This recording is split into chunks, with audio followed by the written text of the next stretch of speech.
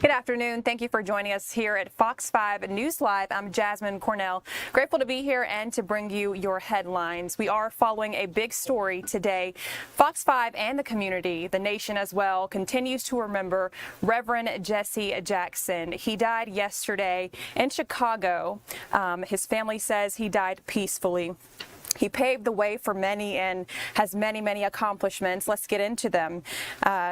So first, if you know about the Rainbow Push Coalition, he founded that organization and it advocated for civil rights and social justice. He ran a bid for the presidency of the U.S. in 1984 as Democrat, finishing third behind eventual nominee Walter Mondale, and he ran again in 1988. He also was awarded the Presidential Medal of Freedom in '99 for his role in negotiating the lease of 3 U.S. soldiers being held in Yugoslavia. Now, again, his family said he died peacefully yesterday in Chicago. He was 84 years old. The cause of his death was not revealed, but he was hospitalized in late 2025. He had PSP, which is a neurodegenerative order affecting balance, speech, and movement. He was born in Greenville, South Carolina, and he began his activism work with Congress of Racial Equality. Another big thing I did not mention, he rose to prominence, of course, as a civil rights colleague of Dr. Martin Luther King Jr. in the 1960s, and he was with him at the time of his assassination on April 4th in 1968 in Memphis, Tennessee. So again, that is Jesse Jackson. We continue to remember, he died today, He died early this morning, not yesterday. And so we continue to remember him here at Fox 5 and as well as the community. And we'll get to an interview later today with one of his proteges. So we're excited for that, to see how he influenced him and many others. We're also following an officer-involved shooting in the Atlanta area. So we received new information about the deadly shooting. Cobb County police officers were involved. It happened last night on Bradley Avenue in unincorporated Marietta. Patrol officers responded to reports of shots fired when they encountered a 27-year-old. His name was Hermelindo Moretadista. They say he refused to drop his weapon, so they opened fire. And according to the GBI, he was from Guatemala and had an active deportation order from the U.S. Again, the GBI is investigating this officer-involved shooting, a deadly shooting that is in Cobb County involving the police officers there. And we continue to look at the Colin Gray trial. So Colin Gray is the father of Colin Gray, who's the accused Apalachee High School shooter. His trial started yesterday, so today is day 2. Testimony continues today. We heard testimony yesterday and also heard opening statements from the defense and prosecutors. We're going to go ahead and bring in Michelle Mandel. She's at our assignment desk and has been watching this trial like many of you. Michelle, the details in this trial are just traumatizing. Yeah, it's all very upsetting. When you think back to when this attack happened on September 4th of 2024, it was totally unexpected. And, the whole community was just very traumatized and still is. Today is the second day of testimony in the Colin Gray trial. Yesterday, it was a lot of emotional testimony from teachers and the Sheriff Judd Smith. And today continued with a few more teachers speaking and the GBI. And then the reason that Colin Gray is being charged with nearly 30 counts is, and that includes second-degree murder and involuntary manslaughter, is because the prosecutors believe that his son, Colt Gray, was allowed access to a gun, even though there were possible warning signs that trouble could occur with him. And Larry Spruill will be covering the story, will be on later today with more information about what's happening. Jasmine? Yes, and so this trial is very important. Has anything surprised you yet? I know this is a historic trial. Not many parents have been charged for their child's actions or even convicted. So has anything surprised you? I have not been able to hear all the testimony today. Basically, it was just the shock and the sadness of hearing the testimony yesterday of the students and the teachers and, what they experienced. And another story that's trending, the USPS worker killed. So right now, officials are offering a $250,000 reward, correct, in this case? The shooting occurred last, I believe it was Thursday, February 12th in Cobb County, and the postal worker was finishing up his route. He was on Oxford Drive near Flat Shoals Road, and he was shot. We don't know the details of why this occurred, and they are still looking for the suspect. Annie Mapp is on the story today, and she's going to have hopefully more information about everything that's going on with it. That's right. And we're looking forward to seeing what information she can provide on that. Thank you so much, Michelle, for giving us an update on those stories over there at the desk. Sure thing. And again, we are remembering Jesse Jackson. I did mention accidentally earlier that he died yesterday. It's today. He did die today, and we'll have an interview with him soon. But first, interview with his protege soon. But first, we're going to take a look at our weather forecast and bring in Jonathan Stacy. Good afternoon to you, Jasmine. We are warming up across the southeastern United States, and I believe that warm up extends not only for us, but out to our neighbors as we look to the west. All right, that sounds good, Jonathan. Okay, that sounds good. Okay, let's take a look at the high temperatures across the United States on this Tuesday. You can see here numbers trying to hit 70 degrees here in Atlanta, 66 for Little Rock, Arkansas, 71 as far north as Kansas City.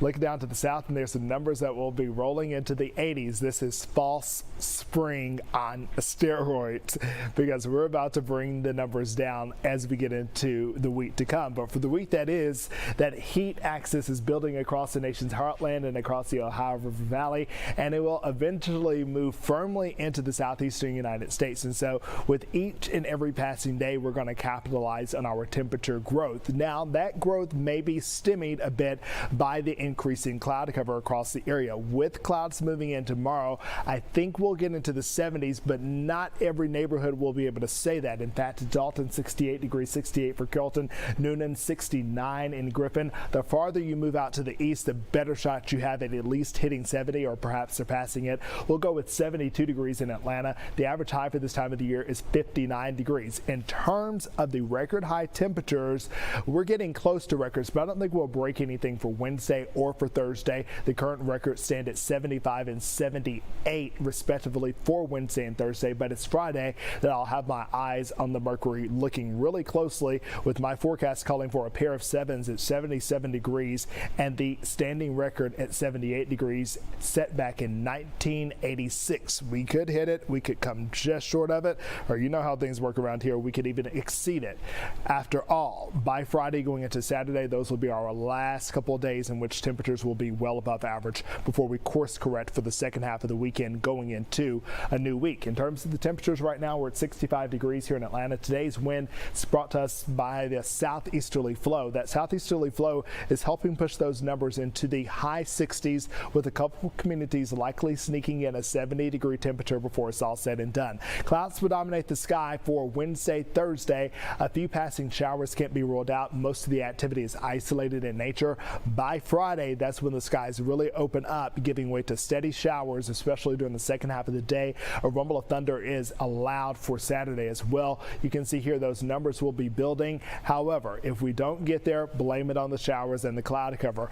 By Sunday, the clouds start to move out, the winds pick up, but it's a northwesterly wind, and that will send the temperature down into the doldrums. And by the time you wake Monday morning, we're back below freezing area-wide, Jasmine. So once again, we call this fake spring false spring, whatever you want to put on it, it is not a sustained spring pattern that we're about to embark on here. We're enjoying what are a few days or a sampling of spring after all, because winter is definitely going to make a comeback.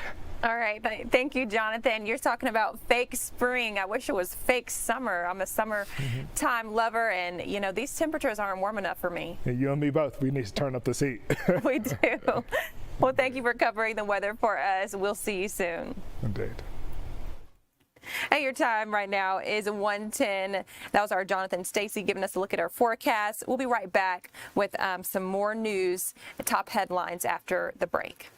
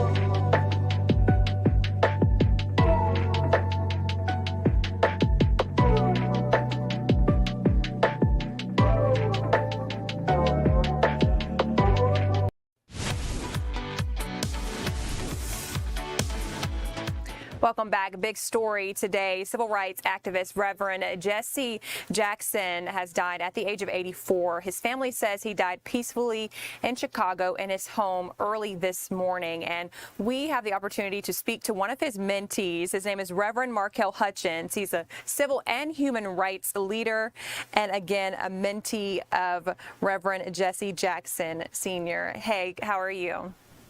I'm doing okay. Thank you for having me. That's good. Thank you for joining us. So you're mentee of Reverend Jackson. Tell us how this got started. So I came to know Reverend Jackson as a high school student at Stone Mountain High School more than 30 years ago. When I met Reverend Jackson, I'd been elected the first non-white person to ever be president of the student body at Stone Mountain High School. And I can remember saying to him, if you will mentor me and tutor me the way Dr. King and others mentored you, perhaps I can make the kinds of contributions to the world that you have. And from that day for the next 30 plus years, he was not only a mentor, but he was a confidant, a friend, an advisor, a teacher, and at times a corrector publicly. But privately, Reverend Jackson was more like a father to me. He was one of the two influential men in my life, he and my late father, both of whom have now passed away as a result of PSP, this rare disease that took Reverend Jackson from us. And thank you so much for sharing how that got started, how you became his mentee. Now, I want to know, what's your first memory of Reverend Jackson? I remember as a student at Stone Mountain High School, I actually drove Reverend Jackson. No one but me and him in the car. I was 18 years old, and I drove him to my high school to speak, and we conversed together. And when we got in the school, he raised my hand up high, as he often did, as he's doing right now in the B-roll footage, and he referred to me in his remarks as his protege. And when we got back in my car, he looked at me and he says, "I can count on one hand the number of people that I've referred to as protege, and you're one of them." And I can, so many memories, very publicly and privately. I can remember taking him to my home where my mother cooked for him, and we had dinner as a family. I've spent many hours in his homes, both in Chicago and in Washington, D.C. Just the conversations, the time, all that I know about social change, bridge building, I learned from Reverend Jesse Jackson. There have been a lot of activists, there are a lot of people in the social justice and civil rights space, but none have had the kind of consequential life that the Reverend Jesse Jackson lived. Yes, and my next question for you, did he ever share any of his struggles or doubts with you? Activism comes with struggles, so did he ever talk with you about that? Yeah, a number of conversations we had about his struggles coming up. He would often say to me, "Markel, one of the things that I like about you is that we have this in common. You're not the son of prominence the way I wasn't the son of prominence. My parents were wonderful people, but my mother was a civil worker who worked for 40 years. My father was a contractor." Reverend Jackson would say to me, "You're not Andy's son. You're not Joe Lowry's son. You're not Martin's son. So you don't have that great name, but you've made a name for yourself because you have the same drum major instinct that I had, that Dr. King had." He would say to me, one of the things that I should never concern myself with is who I was born to. The fact that I wasn't born the son of Martin King or Ralph Abernathy. And transparently, as a young activist, I wanted to be recognized among the Atlanta elite who were in social justice, but I wasn't born into that. Reverend Jackson assured me that God never used anybody to do great things that were born in greatness. God always used what the scripture says is the stone that the builder rejected. He identified that in me because that was his story. He came from difficult situations. He came from a broken home. He came from obstacles that didn't seem to lend themselves to the type of prominence and influence that he ultimately garnered. But God uses who God wants to use. That was Reverend Jackson's story, and that was his lesson to me. Thank you so much for sharing. How will you honor his legacy and the work that you do? He used to tell me, "Markel, you can't worry about being in the news.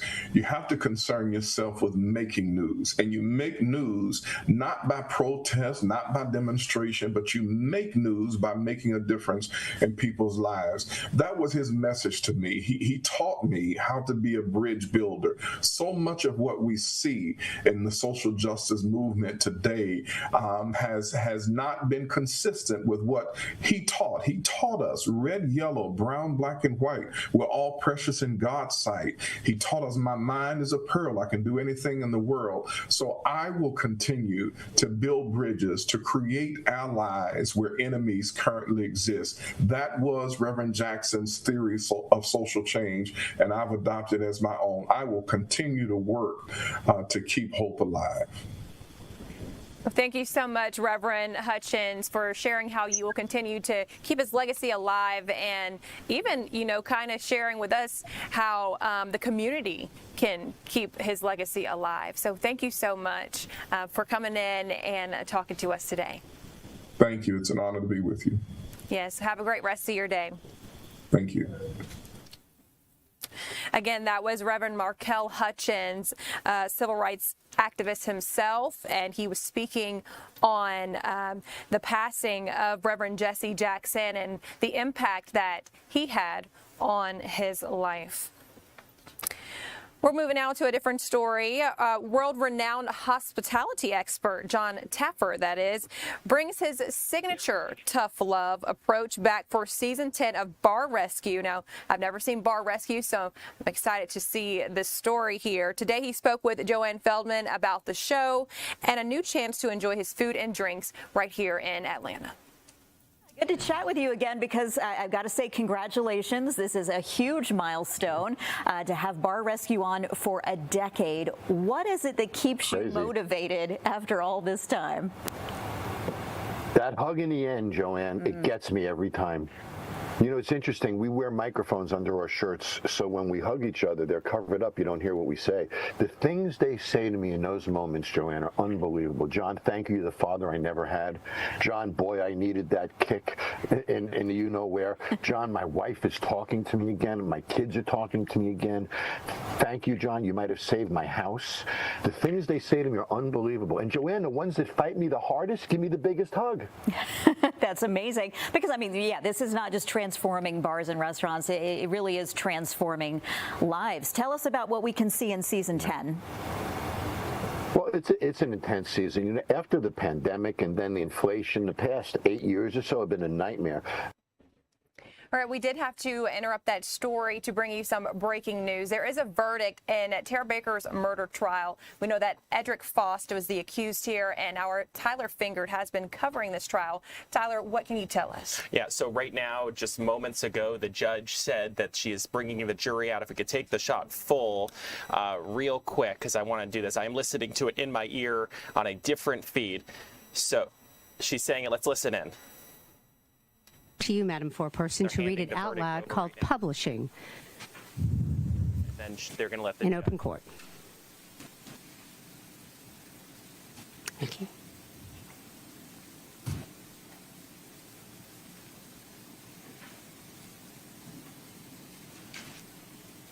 All right, Madam Foreperson, if you would read the verdict from top to bottom. You may remain seated. If it's easier for you to stand, you certainly can. If you'll pull that microphone in front of you down to you, read it from top to bottom. It is called, again, Publishing the Verdict. Thank you. You may proceed. Okay. The jury finds the defendant on the following counts. Count 1, malice murder, guilty. Count 2, felony murder, guilty. Count 3, felony murder, guilty. Count 4, felony murder, guilty. Count 5, felony murder, guilty. Count 6, burglary, guilty. Count 7, aggravated sodomy, guilty. Count 8, rape, guilty. Count 9, aggravated assault, guilty. Count 10, aggravated sodomy, guilty. Count 11, arson in the first degree, guilty. Count 12, possession of a knife during commission of a felony, guilty. All right, Madam Foreperson, if you would present that verdict to our bailiff. Mr. Terrell, if you'll bring it up to the bench. May I see counsel at the bench for you all to review the form of the verdict. Thank you.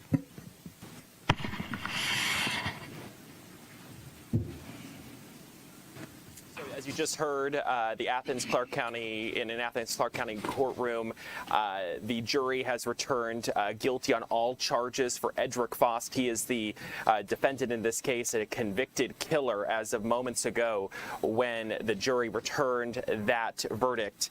So here's what we know. This was about 12 hours of deliberations. It started yesterday about 12:30. They had about a 4-hour question where they had to rehear some of the testimony from one of the investigators on the case. Today, they also reheard about a 20 or so minute clip of the actual investigation and interview that he had with GBI agents.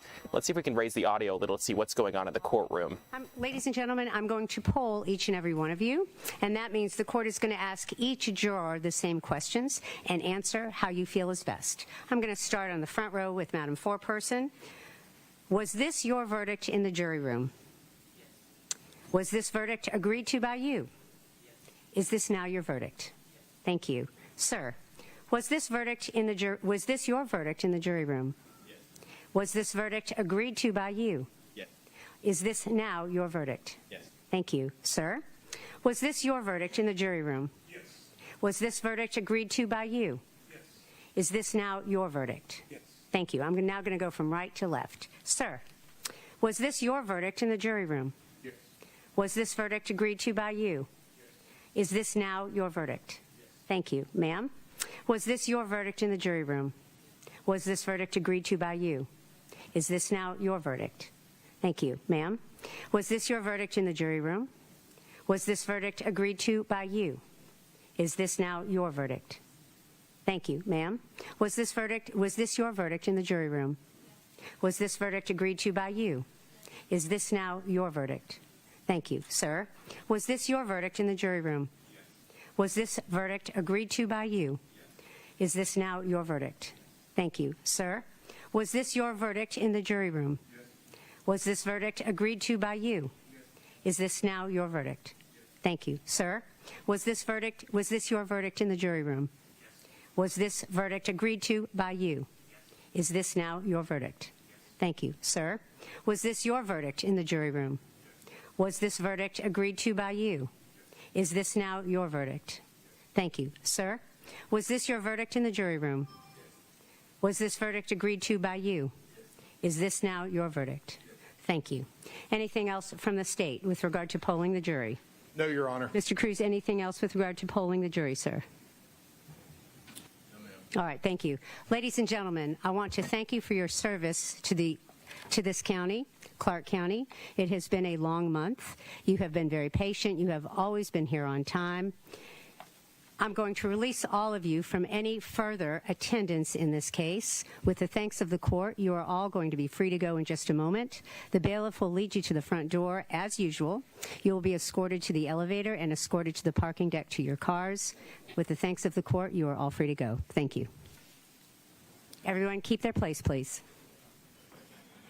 So as you can see, or you just heard, the jury is now walking out. They finished their required duty to be able to decide the fate of Edrick Faust. So after about 12 hours of deliberations, they were handed the case yesterday at 12:30 in the afternoon.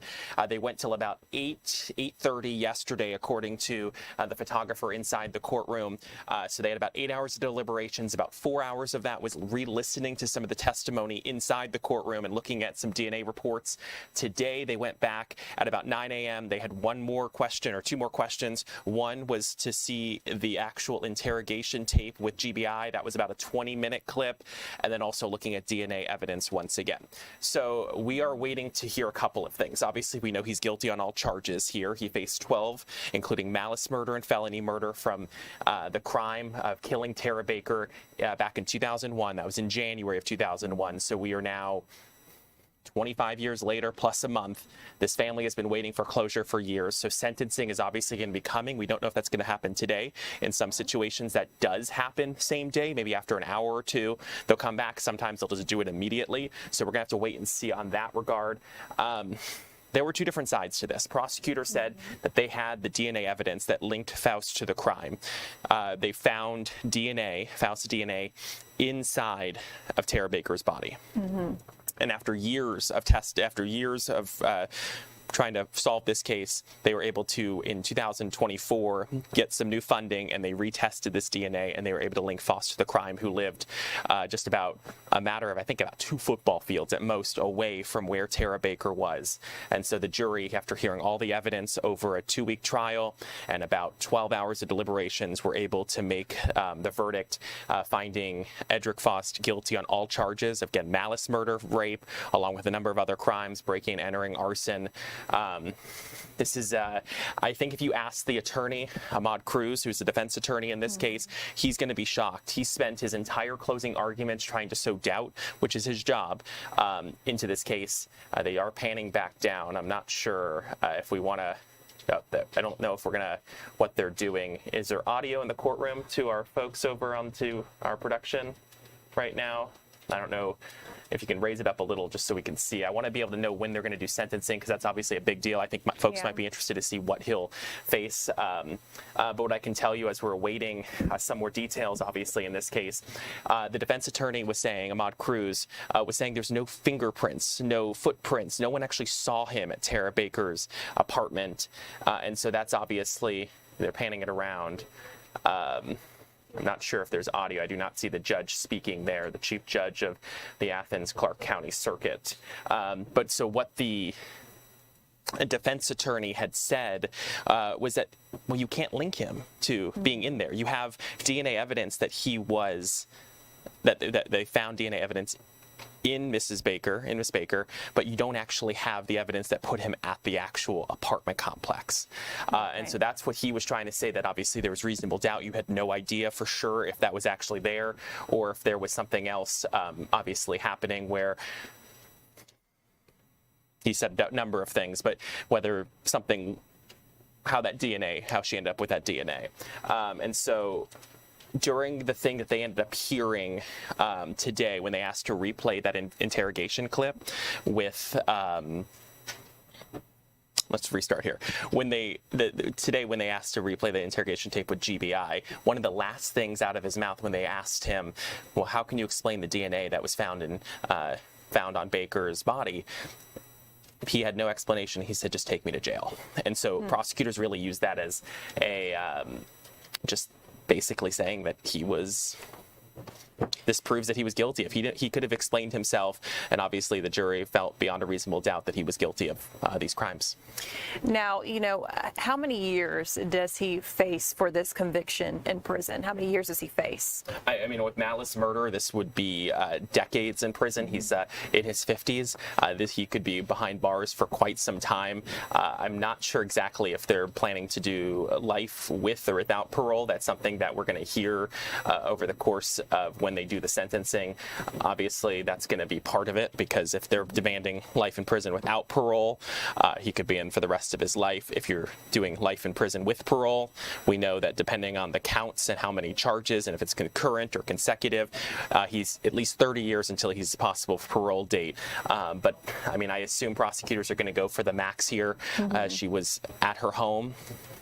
They said that during closing, she still had, according to one of the investigators, she still had the smell of shampoo in her hair for when police were there investigating the crime of this. And obviously there was that arson that happened. And so they're saying that he tried to cover his tracks. And so obviously this is something we're going to be monitoring over the course of the coming hours, and we'll bring it to people here on Fox Local. And I think for the family, they're going to be very grateful that after 25 years that they finally have the closure, and in their mind probably justice, that he was just convicted on all 12 charges he faced, including malice murder, rape, and arson. Tyler, thank you so much for sharing this trial, giving us the background on this trial as well, because this trial was new to me as well. I'm not from the Atlanta area, and so, coming into Fox 5, I learned so much about this trial from your reporting. Yeah, I think for some of us, after hearing the closing arguments, it was we weren't shocked it was going to take the jury a couple number of hours to be able to do this. And you can tell that they really did look at the totality of the evidence, that they wanted to go back and actually see some of this again. Yeah. And so you got to say kudos to those jurors who had to see and hear some very traumatizing and terrible things, and they were able to come to a verdict that they believe is true and just, and now the family is going to get that closure that they so desperately have wanted. Yes, absolutely. Thank you so much, Tyler, again for talking about this trial and sharing that breaking news. Yep, you bet. So your time is 1:33. We're going to go ahead and go to break, and we'll be right back with more stories.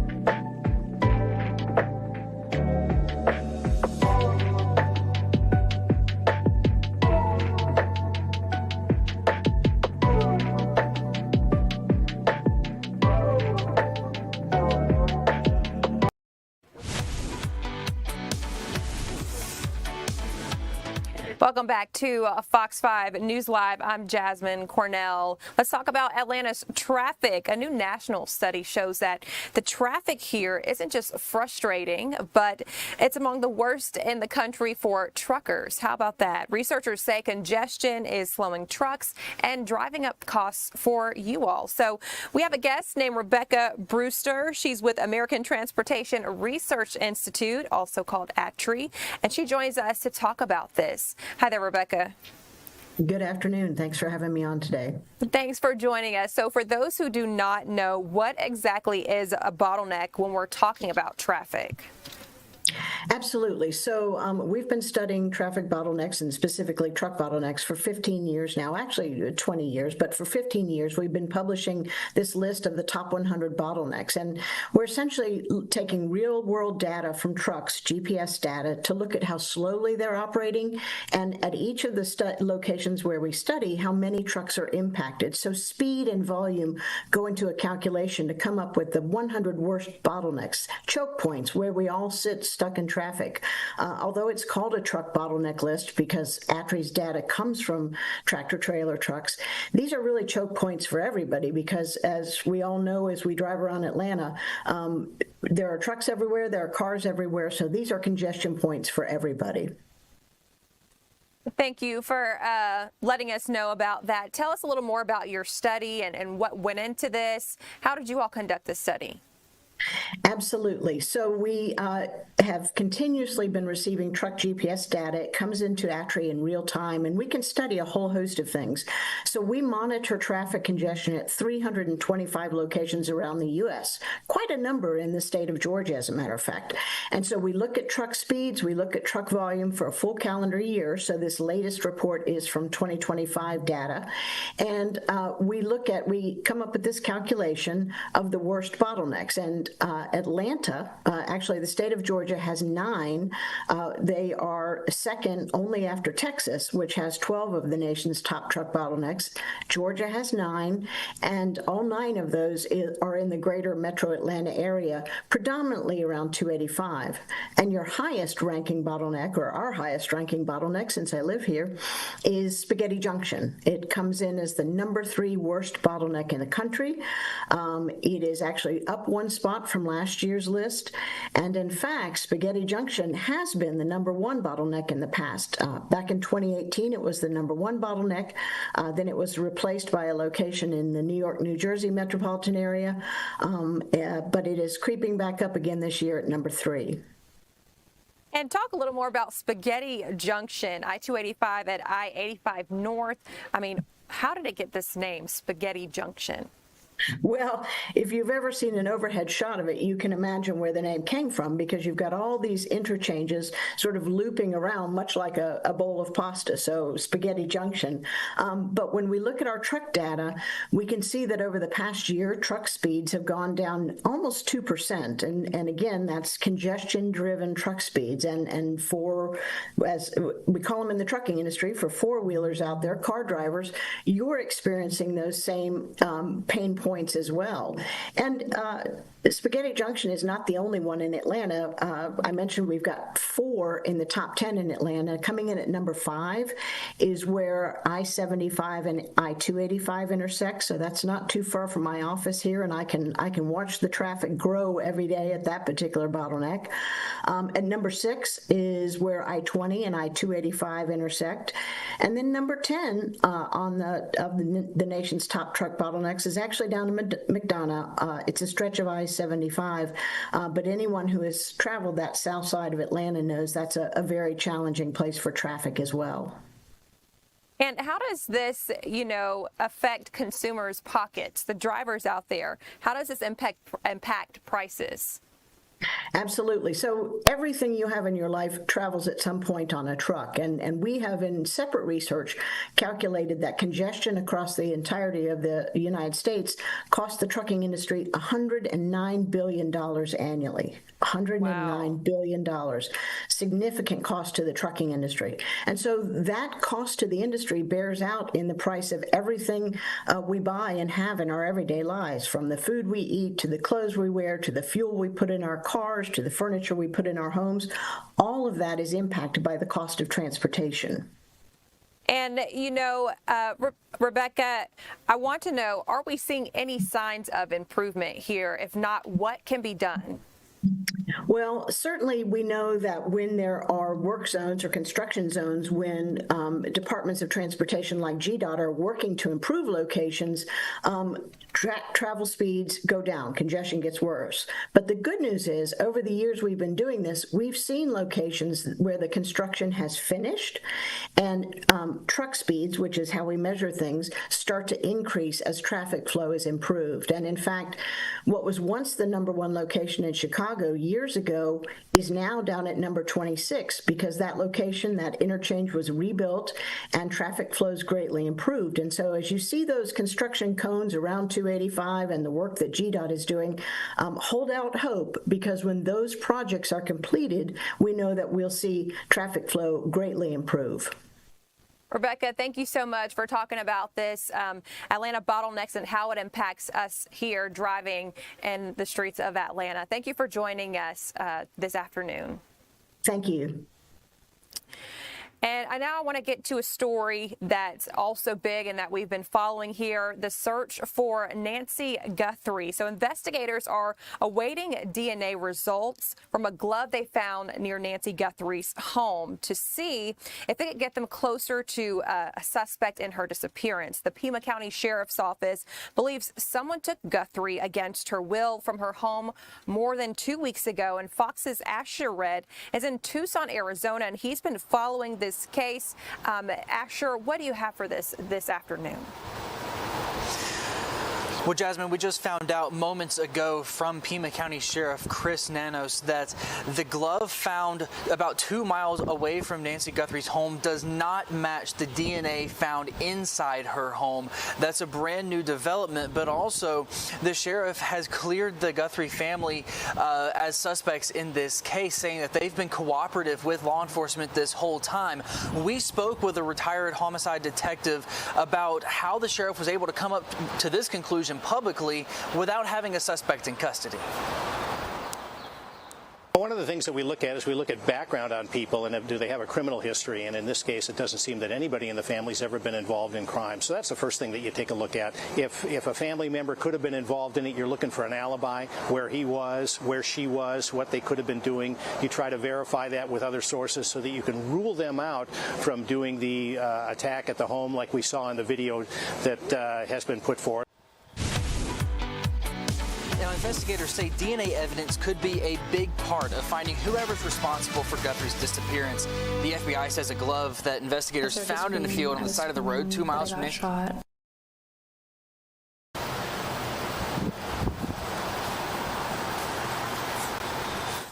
It does not match. So, you know, I'm wondering what's next in this case. What are the next steps to take? I know the family has been releasing a video and just asking for the person who did this to come forward so they could find Nancy Guthrie. So hopefully we can get back to Asher Red a little later so we can ask those questions. You know, again, the DNA did not match the glove found at Nancy Guthrie's home, and Nancy Guthrie has been missing for more than 2 weeks. So we'll get back to him a little later.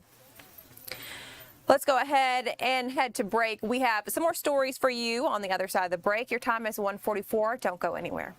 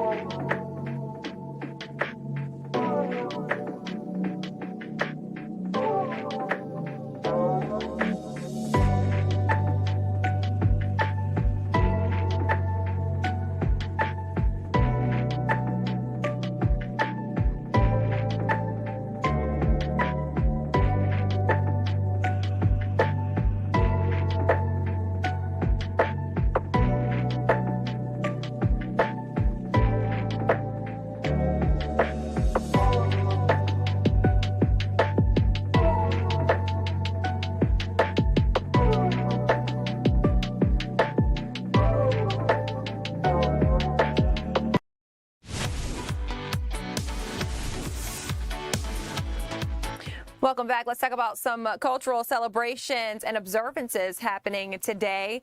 First, today is the start of the Lunar New Year. So this video that we're about to see is from Beijing, where fairs were packed with people to bring in the year of the fire horse. So 2025 last year was the year of the snake, and residents say the horse is a good sign for the upcoming year, having a meaning of success and taking the lead.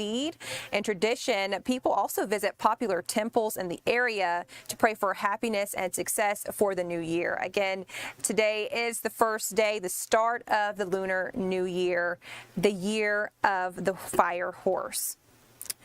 Ramadan also began. This week marks the start of Ramadan for Muslims. The Islamic holy month brings about a time of daily fasting for Muslim communities and increased worship. So Muslims abstain from all food, drink, and other indulgences from dawn to sunset every day as a practice of self-restraint and gratitude. Again, Ramadan begins this week for Muslims. And it's Fat Tuesday for those of you who enjoy Mardi Gras. For many, it's the last day of eating rich, fatty foods before the Christian fasting season, that is, of Lent, which begins tomorrow. So it's a 40-day period of prayer and fasting leading up to Easter. And one of our reporters, Chris Rosenthal, is out at Henry's Louisiana Grill in Ackworth, and they are celebrating Fat Tuesday all day. You know, Chris, I have to ask you, have you gotten to eat any good foods or anything like that? I actually have. I had kind of an early lunch, and I had some crawfish etouffee and some jambalaya and some shrimp and grits and some of those, really good Louisiana treats. And this place is already, it's already been packed. I mean, you can see the bar is already packed, and Chef Henry is here, and he's sort of the ambassador here of the place, and just get. Happy Mardi Gras, baby! yeah. He is a character. He is sort of the MC. He actually started this restaurant about in 2000, and he is a very big draw here. And with the owners here, actually, this is Brian and Taylor. And tell me what makes this place special. Hey guys, well, as you can already see, it's the people. It's the people that makes this place special. Not only the staff, the guests that we have here, just as well as the community of Ackworth is such a cool place. It's really one of a kind. Absolutely. Well, we'll meet some of those people. We'll meet Henry here. Tell me, Henry. I mean Mardi Gras. What does this mean? Tell me about this day. Mardi Gras for us is celebration from about the first week of January, from Epiphany all the way to Fat Tuesday. Mardi Gras means fat. So here we are at Fat Tuesday, Henry's Louisiana Grill. We've been celebrating here for 25 years. So welcome to the party, baby. Yeah, you got the beads, you got the whole thing, huh? We got the beads, we got the king cake. We're going to roll down here. All right, y'all, look up. Happy Mardi Gras.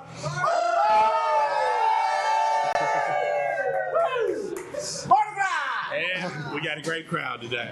Oh, yeah, totally a great crowd. Yeah, we can roll on down. Yeah. We got the king cake down here. Oh yeah, we got a king cake down here. This place is packed. By 11 o'clock or so, this place is already packed, and we got the king cake here. Here's our king cake. We got the baby sitting up here. We don't want anybody to swallow it, so we give out the babies instead of letting them eat them, because they eat them, they might swallow them. And what's the tradition here with this for people who don't know? The baby is, what you're going to do is we hide the baby in the king cake, we cut the king cake, and then whoever gets that baby is celebrating the next Mardi Gras party. We can also name them king if we want to. So that is, they're the one that's the next party people. Wow, all right. Well, and speaking of party, going all day, going all night, huh? Yeah, we're going all night. We're going to be starting around 8. We got to have DJs spinning, costume contest, a lot of fun. Awesome. This is Henry's in downtown Ackworth. Man, they got the Mardi Gras Louisiana spirit going on today. So.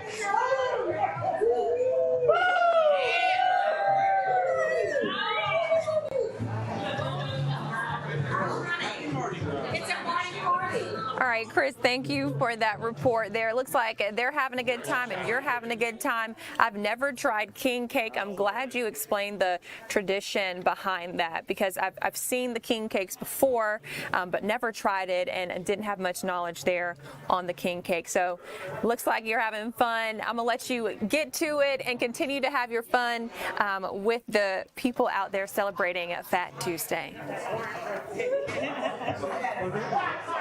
Will do. Thank you. And another story here I'm going to take you to has to do with food, so I'm probably making you hungry.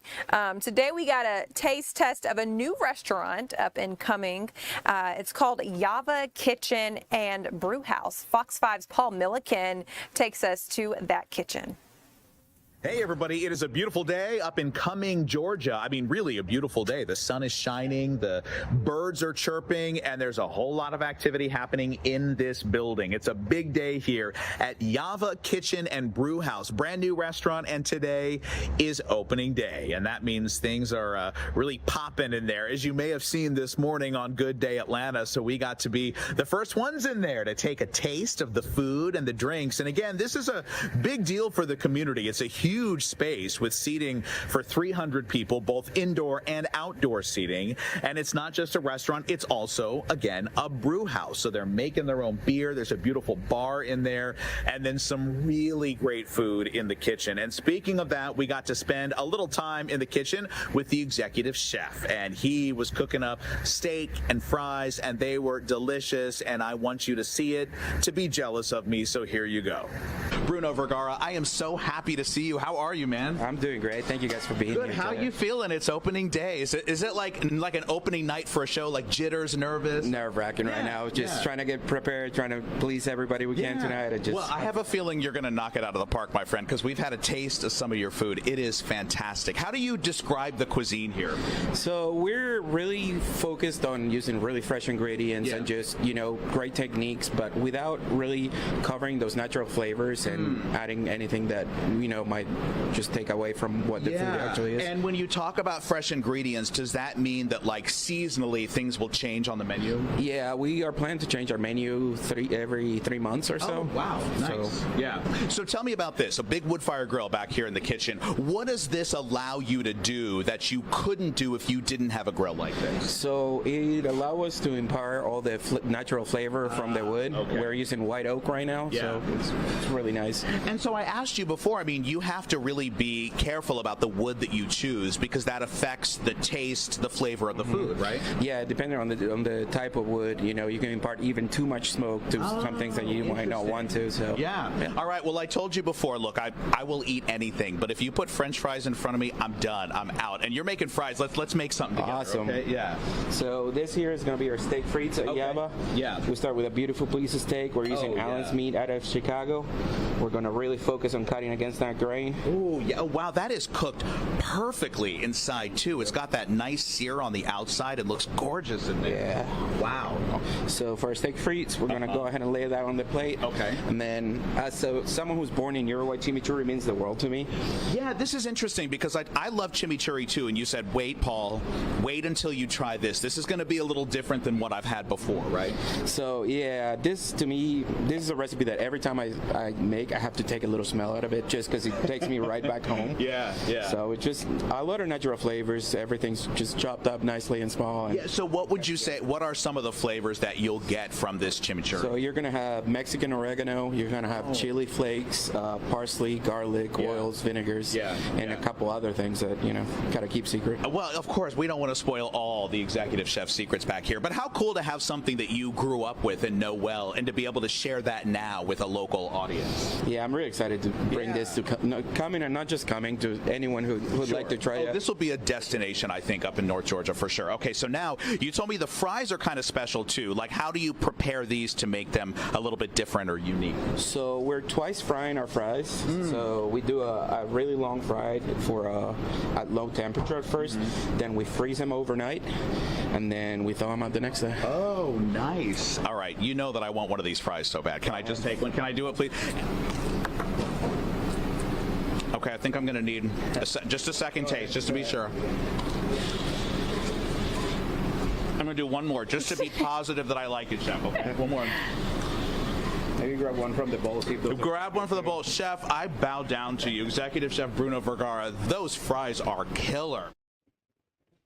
All right, Yava Brew House that is there, and that's our Paul Milliken covering that story. Looks like a fun, yummy place to try. So if you're interested, definitely get out there and try. Coming up at 2, we have a lot of stories to get to, so don't go anywhere. Our Ariel Onstadt will be covering the breaking update in the Tara Baker murder trial with Edrick Faust being found guilty of all charges.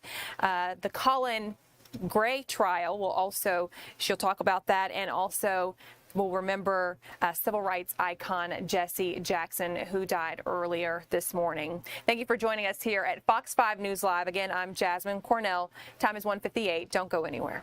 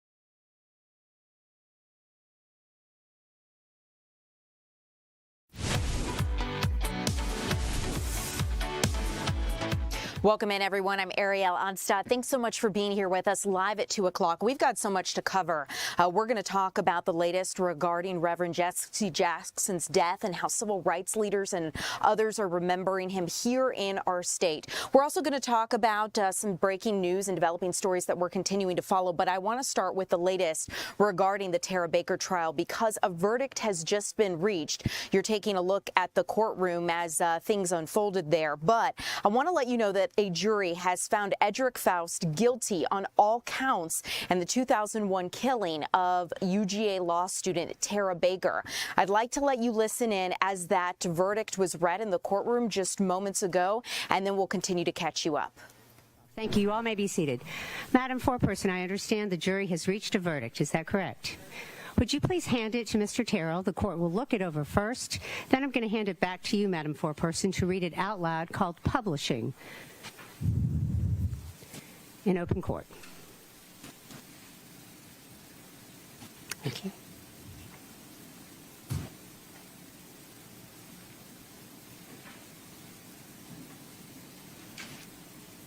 All right, Madam Foreperson, if you would read the verdict from top to bottom, you may remain seated. If it's easier for you to stand, you certainly can. If you'll pull that microphone in front of you down to you, read it from top to bottom. It is called, again, publishing the verdict. Thank you. You may proceed.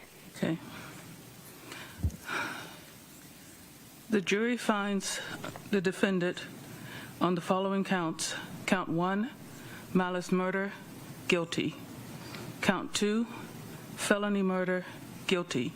Count 3, felony murder, guilty. Count 4, felony murder, guilty. Count 5, felony murder, guilty. Count 6, burglary, guilty. Count 7, aggravated sodomy, guilty. Count 8, rape, guilty.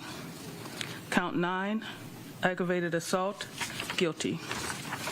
Count 10, aggravated sodomy, guilty. Count 11, arson in the first degree, guilty. Count 12, possession of a knife during commission of a felony, guilty. Now, the jury did come into the courtroom and asked questions as they were deliberating yesterday. They wanted to rewatch part of the testimony, and we also saw the jurors come back into the courtroom around 9 this morning. They had questions around 10:30 and then ultimately rendered a verdict a short time later. Sentencing in this case for Edrick Faust will pick up Thursday around 3 o'clock in the afternoon. We'll be sure to keep you updated right here on Fox Local.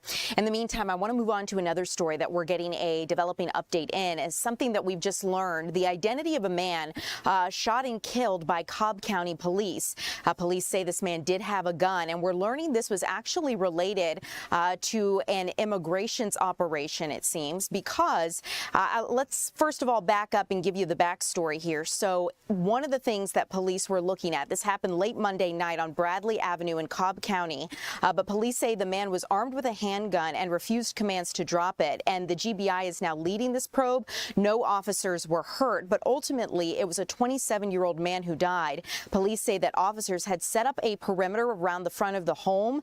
Hermelindo Morterdista, 27 years old, of Guatemala, exited that home with a gun in his hand, and officers then say they gave verbal commands for him to drop the weapon, but authorities said that he continued to hold the gun and began pointing it towards officers, at which point several officers fired their weapons, striking him multiple times, and he was ultimately pronounced dead at the scene. Once the GBI finishes the investigation, the case is going to be turned over to the Cobb County District's Attorney's Office for review, but we'll continue to keep you updated. This shooting did unfold again Sunday night in Marietta. But let's move on now to a story that we are all following right here in Georgia and really across the nation. We're talking about a father who is facing trial for the actions of his son, and we're talking about Colin Gray. As of today, we know that witness testimony continues to be heard by jurors there in that courtroom. Our Larry Spruill has stepped away for just a minute to be able to come out and update us on what's going on. He's been listening.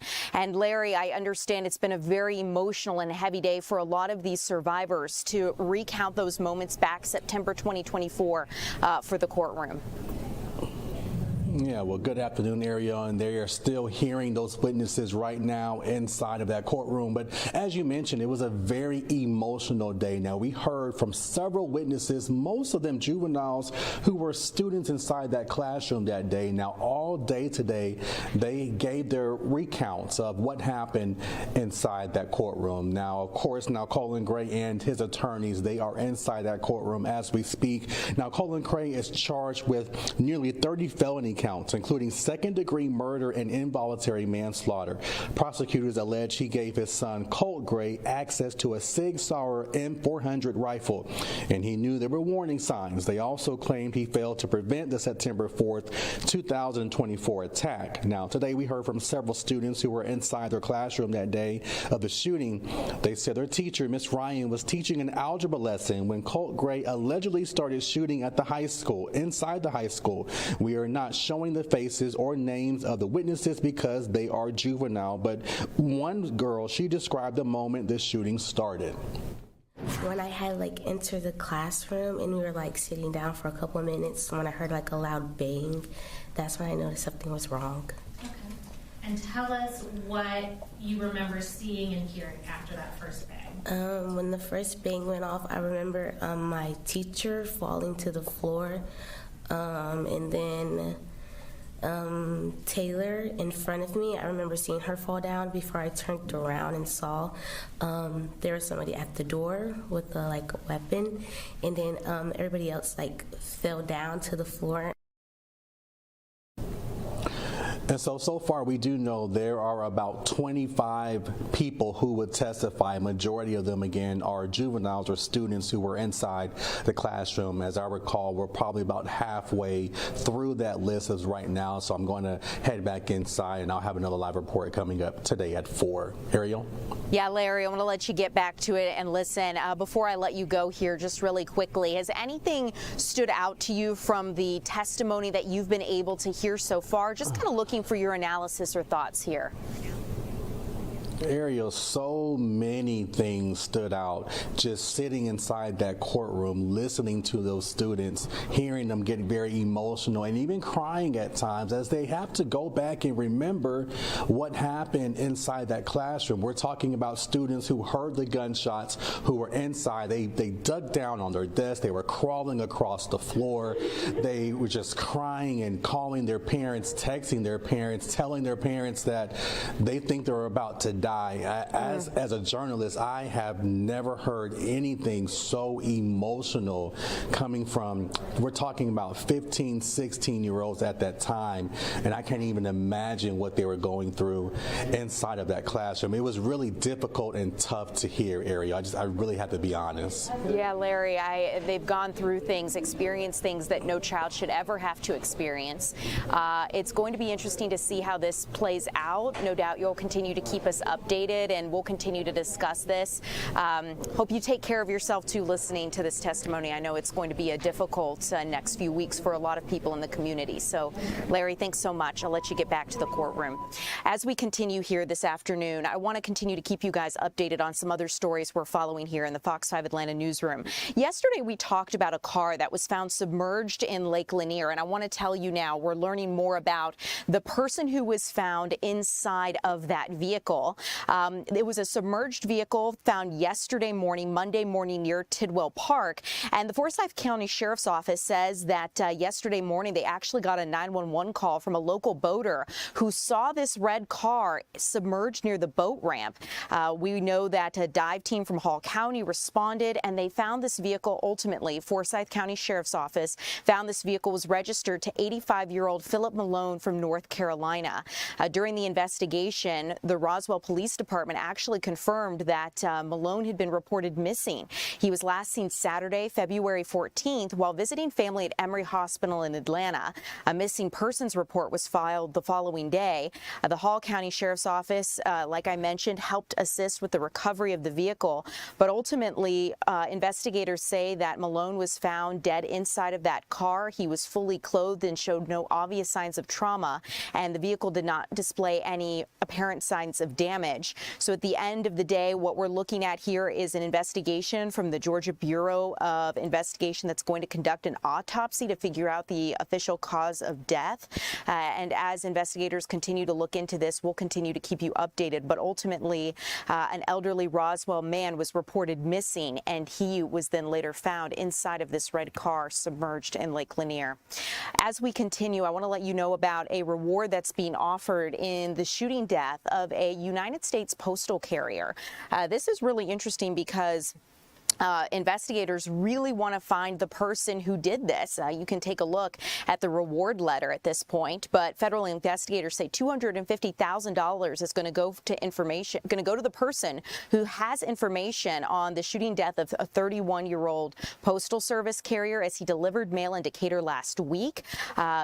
We know that that postal carrier's name is DeQuavius Graves, and he was shot in the 2700 block of Oxford Drive on February 12th. At this point, we don't know why he was killed. Authorities have not released a motive or a suspect in this, and they're asking the public to come forward with any details.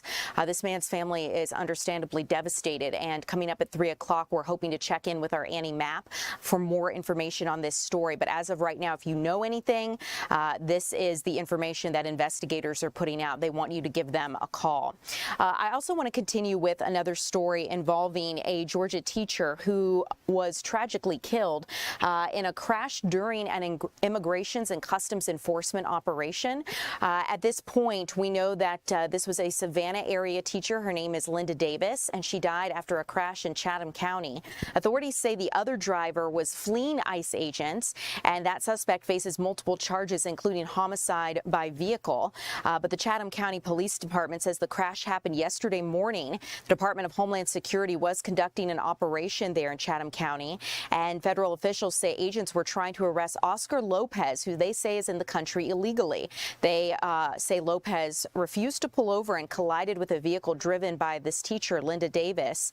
She's a public school teacher in the Savannah area at a Hesse K-8 school, and she was rushed to the hospital where she ultimately died. The Chatham County Police Department says they were not involved in this DHS ICE operation, attempted traffic stop, or ultimately the chase, but they actually posted on Facebook they were not aware of any operation until after the crash. Lopez was arrested and faces multiple charges, and we'll keep you updated as this investigation unfolds. I want to switch gears and talk about a story that is really captured the attention of the entire nation as the world reflects on the life and legacy of Reverend Jesse Jackson. The civil rights icon and two-time presidential candidate has died, as you may have heard. His daughter actually posted that he died, or rather said that he died in his home surrounded by family. In a statement online, the Jackson family says he was a leader, quote, not only to our family, but to the oppressed, the voiceless, and the overlooked around the world. He was a protege of Reverend Martin Luther King Jr., and following MLK's assassination, Jackson led the civil rights movement for decades. He spent much of his advocacy championing for the poor and underrepresented, and during his final years was diagnosed with a brain disorder which slowed down his ability to move and speak, and he was 84 years old at the time of his death. So we'd like to talk now with our Deidre Dukes after reflecting on his life and legacy, introducing those of you who may be unfamiliar with who he is. Deidre, I understand our state lawmakers are reacting to this news. What can you tell us? What are they saying about the Reverend? Yeah, just as you'd imagine, a very somber time here at the state capitol for all those who knew and loved Reverend Jesse Jackson. You noted that he had a debilitating disease that ultimately took his life. But we do want to note that some of those people that we talked to say that even with that debilitating disease that took his voice and then his strength, that he did, up until the moment where he could no longer physically do so, still participated as much as he could in rallies, demonstrations, acts of civil disturbance and unrest that would lead those to rally on behalf of those who they felt were oppressed or those who needed justice in some way, needed that advocacy, that he was there as much as he could be, because it truly was all that he was. It was who he sacrificed so much of his time and his life and gave so much to for the greater good and the greater cause of fighting injustice for most of his life. So here at the state capitol today, we talked to those who worked alongside him for so many years, who tell us they worked on his presidential campaigns, worked with him during his time here in Atlanta, across the country, and really around the world with the Rainbow Push Coalition, an organization, international organization that he founded, working on behalf of civil and human rights for all. And they really said that just knowing him, that he was an inspiration, not only for those who were working alongside him, but really they said he was an inspiration for young people and for those who perhaps, I was told during his presidential campaign that he brought groups of people together that you might not expect would come together, people from all walks of life, because they said he just really had that impact and that effect on so many. So we did take an opportunity this morning before things got underway here at the Capitol to talk to some lawmakers who knew him and loved him dearly, and here's what they had to say. Justice Jackson, he's not the president, he's not a really elected official, but as a minister of the gospel and somebody who believed in liberty and justice and freedom for all, I think he was really effective. And he taught us to go out and do the right thing. Even if you stand by yourself, you need to go out and fight. He brought the leadership out of us. I mean, he was not afraid to say, you are a leader, and come and stand, and come and work, and come and do this and that, and we did it. And we are here enjoying some of the fruits of him. And in fact, including those lawmakers that you saw there, we were told that many of the elected officials that have since retired, or even some of those who are currently serving today, that they credit in many ways Reverend Jackson for showing them the way, for really inspiring them to pursue elected office and make a difference in their own communities. And so they say that today, as they reflect on his legacy, they'll continue to do the work that he started, that he carried on for so many decades, but really mixed feelings here today as they celebrate his life and his legacy, but just so many of them, having known him personally, just very somber mood here today, Ariel. Yeah, Deidre, I can only imagine. And, you know, I think it's hard for maybe a younger generation who has not interacted with icons such as this to really understand the impact that they left in our communities. And it's through the words and the voices of those who knew him personally, who interacted with him, kind of that each one teach one and share the impact that he had, that I think we can keep that momentum going from the standpoint of understanding why this history matters. That's right, and we are and have been hearing from some of those folks you're talking about. For instance, Ambassador Andrew Young, I know, sat down with my colleague Angelique Proctor, sharing his own reflections. We heard from Senator Raphael Warnock earlier this afternoon, talking about Reverend Jackson's life and legacy. Just so many people who crossed paths with him in some respect, either working alongside him or who may be younger, in fact, and perhaps didn't do that work alongside him during his early career, but certainly have benefited from having crossed paths with him just, even, a few years ago or not so long ago, having enjoyed some time with him and shared and worked with him and just learning from him just what's so important as far as the next generation really carrying over what he worked so hard to set in place. Deidre, thank you so much for introducing this man to us, for those who may be unfamiliar, and of course for those who know him so well, sharing the words of others who were able to interact with him. I really appreciate it, and no doubt we'll continue this conversation at 3 o'clock. I know, like you mentioned, Angelique is speaking with some other civil rights leaders here in our community, and we'll continue the conversation then. But Deidre, I always appreciate your time. Thanks so much for joining us this afternoon. Okay, guys, we're going to move on here as we continue at 2 o'clock. Coming up, I want to get a check of your weather forecast with meteorologist Alex Forbes.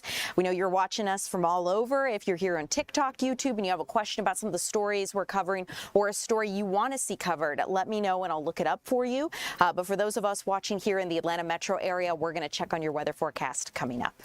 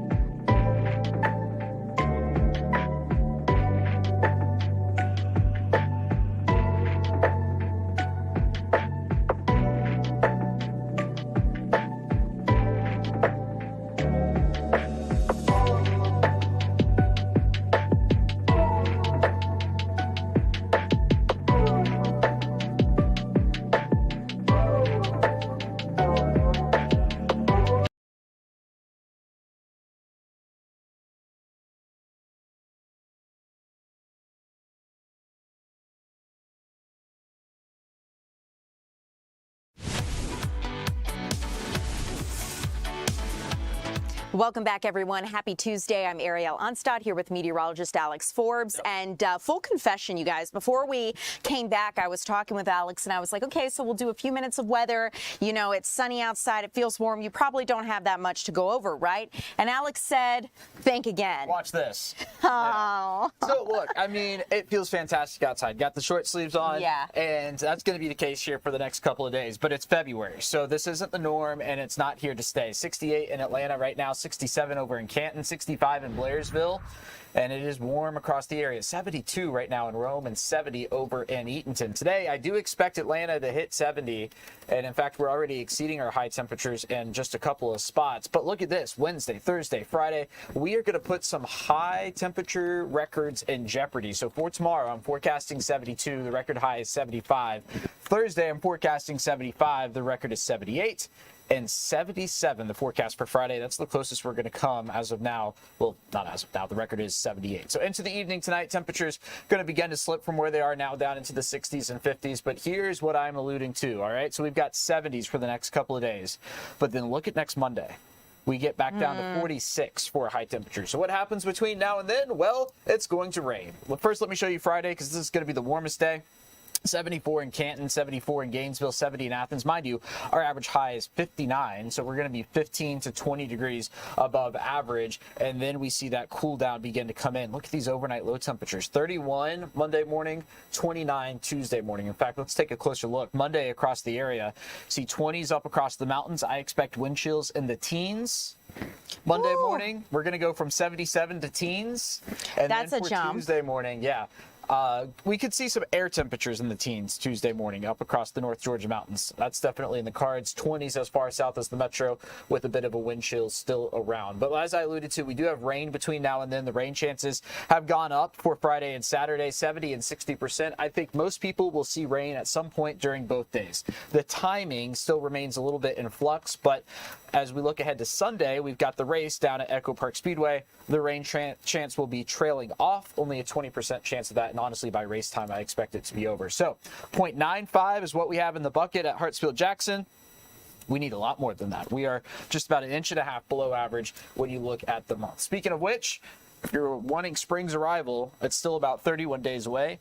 28 days to St. Patrick's Day, just under 3 weeks now to daylight saving time beginning. So that is going to be 2 weekends away as we look ahead into March. March 8th is when it begins. And if you celebrate April Fool's Day, which if you don't, you're no fun, 43 days away from that. So there's your Fox 5 Storm Team 7-day forecast. Enjoy the 70s. Enjoy today. I'm going to get outside and enjoy today. That's the other thing. The pollen. Have you noticed that? Yeah. Yes, we were having a conversation about that yesterday with these warmer temperatures coming in so soon. The pollen season is not going to be, it's going to be bad.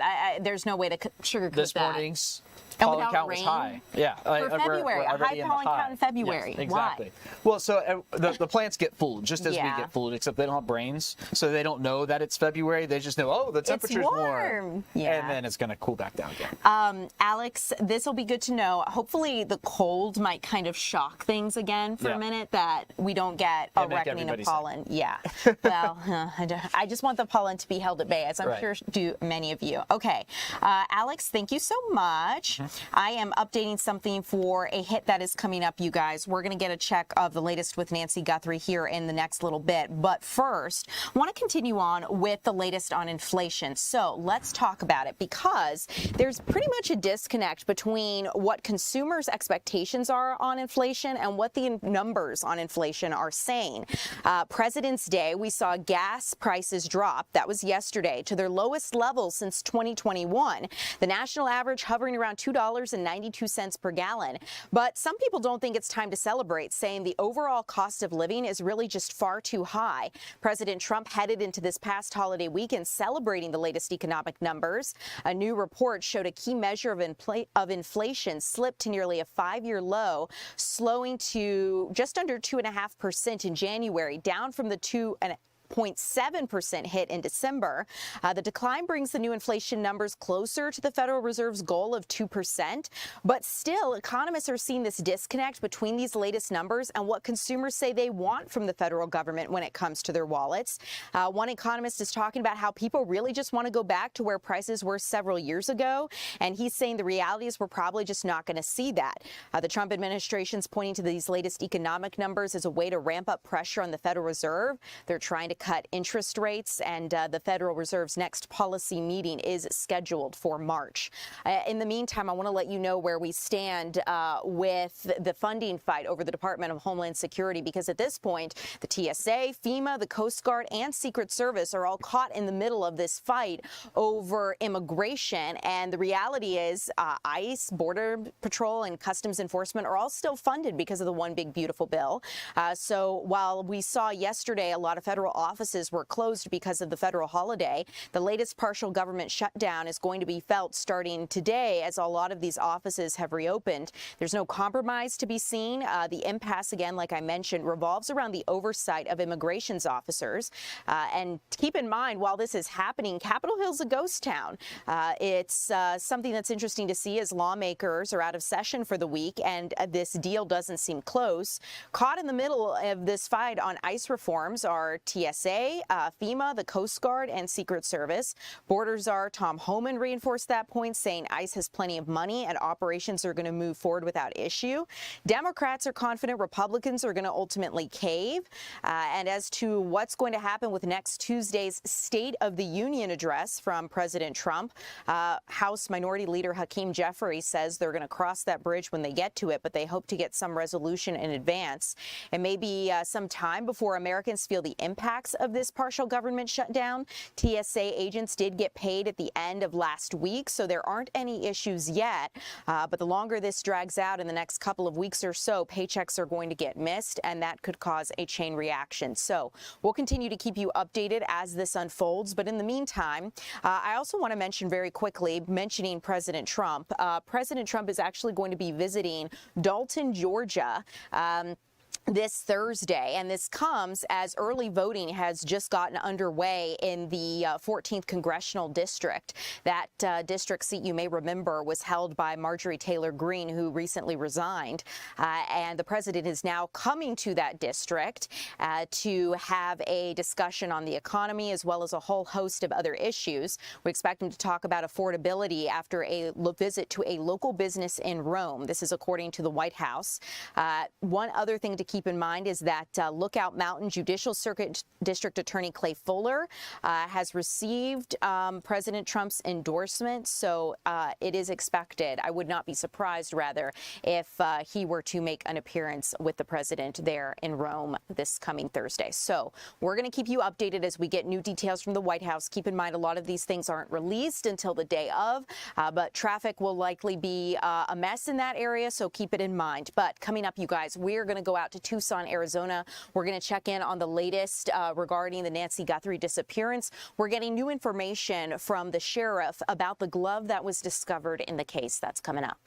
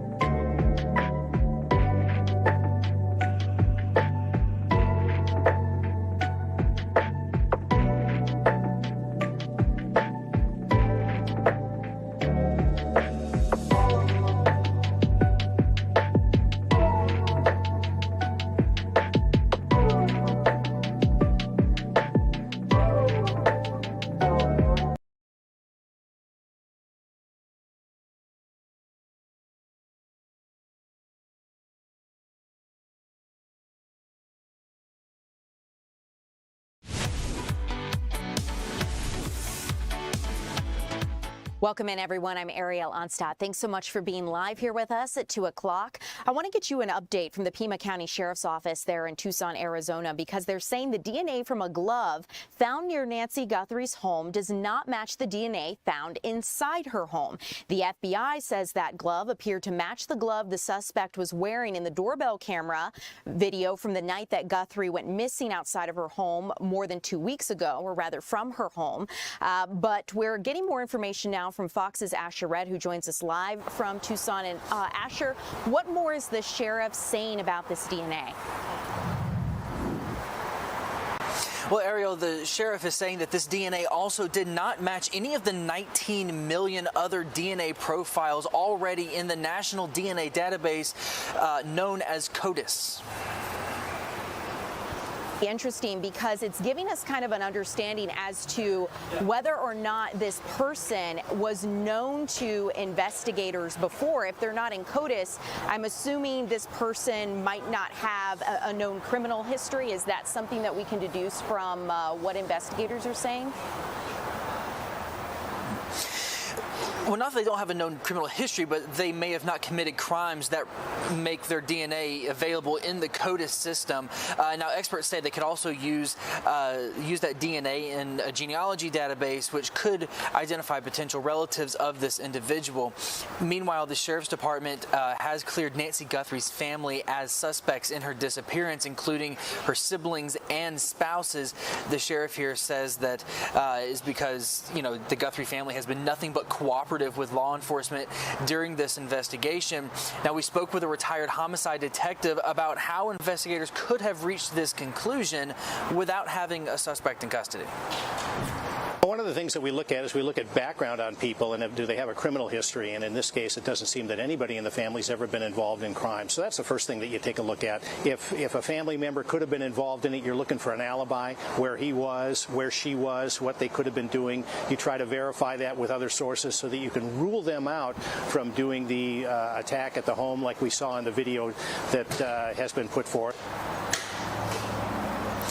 Investigators are also focusing on the suspect's clothes and mask. The sheriff is confirming that both of those are available in Walmart stores, though not exclusively. The suspect's 25-liter Ozark Trail backpack is sold exclusively at Walmart, and Sheriff Nanos says the company has provided sales records from stores in the Tucson area. Now, meanwhile, President Trump is asking the DOJ to seek the death penalty for the kidnappers here if Nancy Guthrie is not returned alive. Ariel?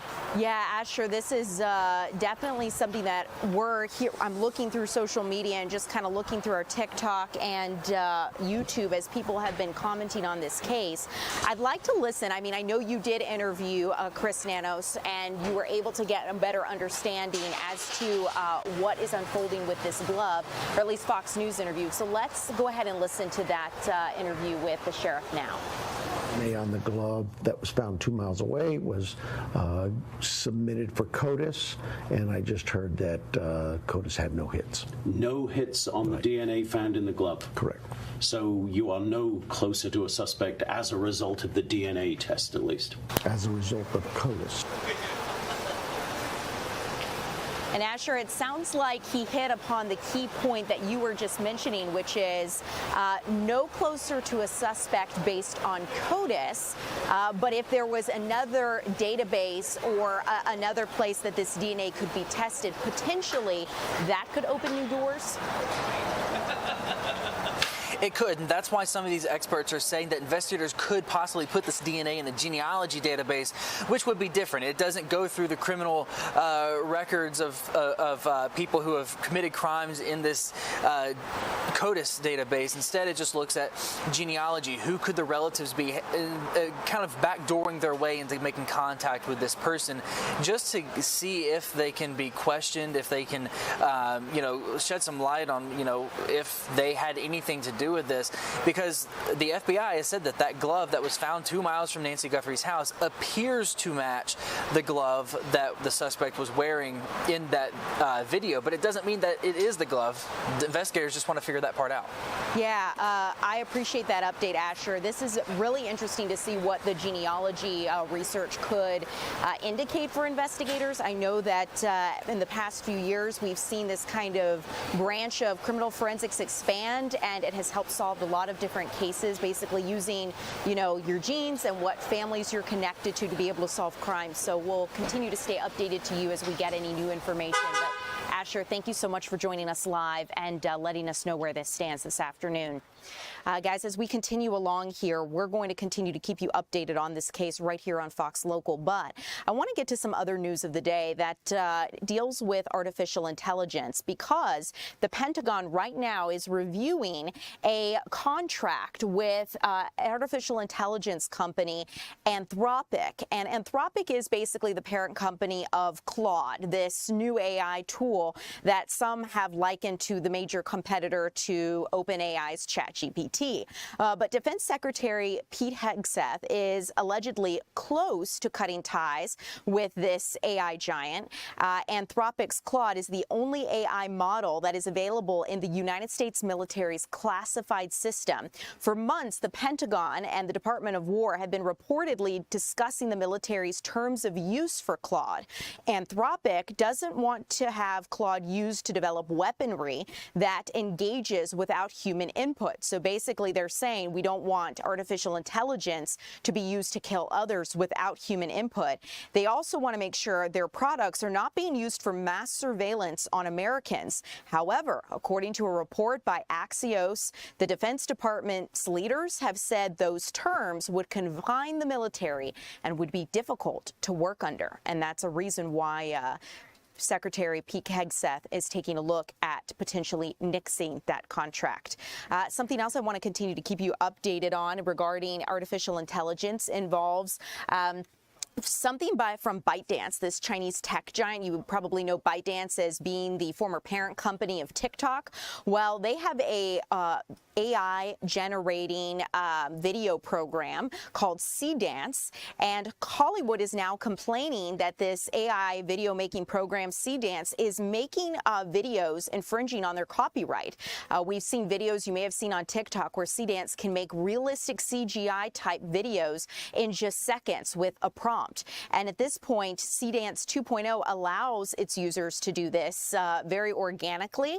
And so many of the videos, though, that are coming out now are showing copyrighted characters and celebrity likeness. So Disney sent a cease and desist letter to ByteDance, basically accusing the company of repurposing intellectual property without permission. They were able to see Cdance using some images from what appeared to be some Marvel movies and others. Variety also reported that Paramount Skydance did the same thing as Disney in sending these letters, these legal letters to ByteDance. So we'll continue to keep you updated as that unfolds. In the meantime, coming up here, I want to go out to our Chris Rosenthal, who is getting ready to celebrate Fat Tuesday. He's at Henry's in Ackworth, and we're going to be going out there to see what is unfolding at the Louisiana Grill, Henry's Louisiana Grill, coming up next.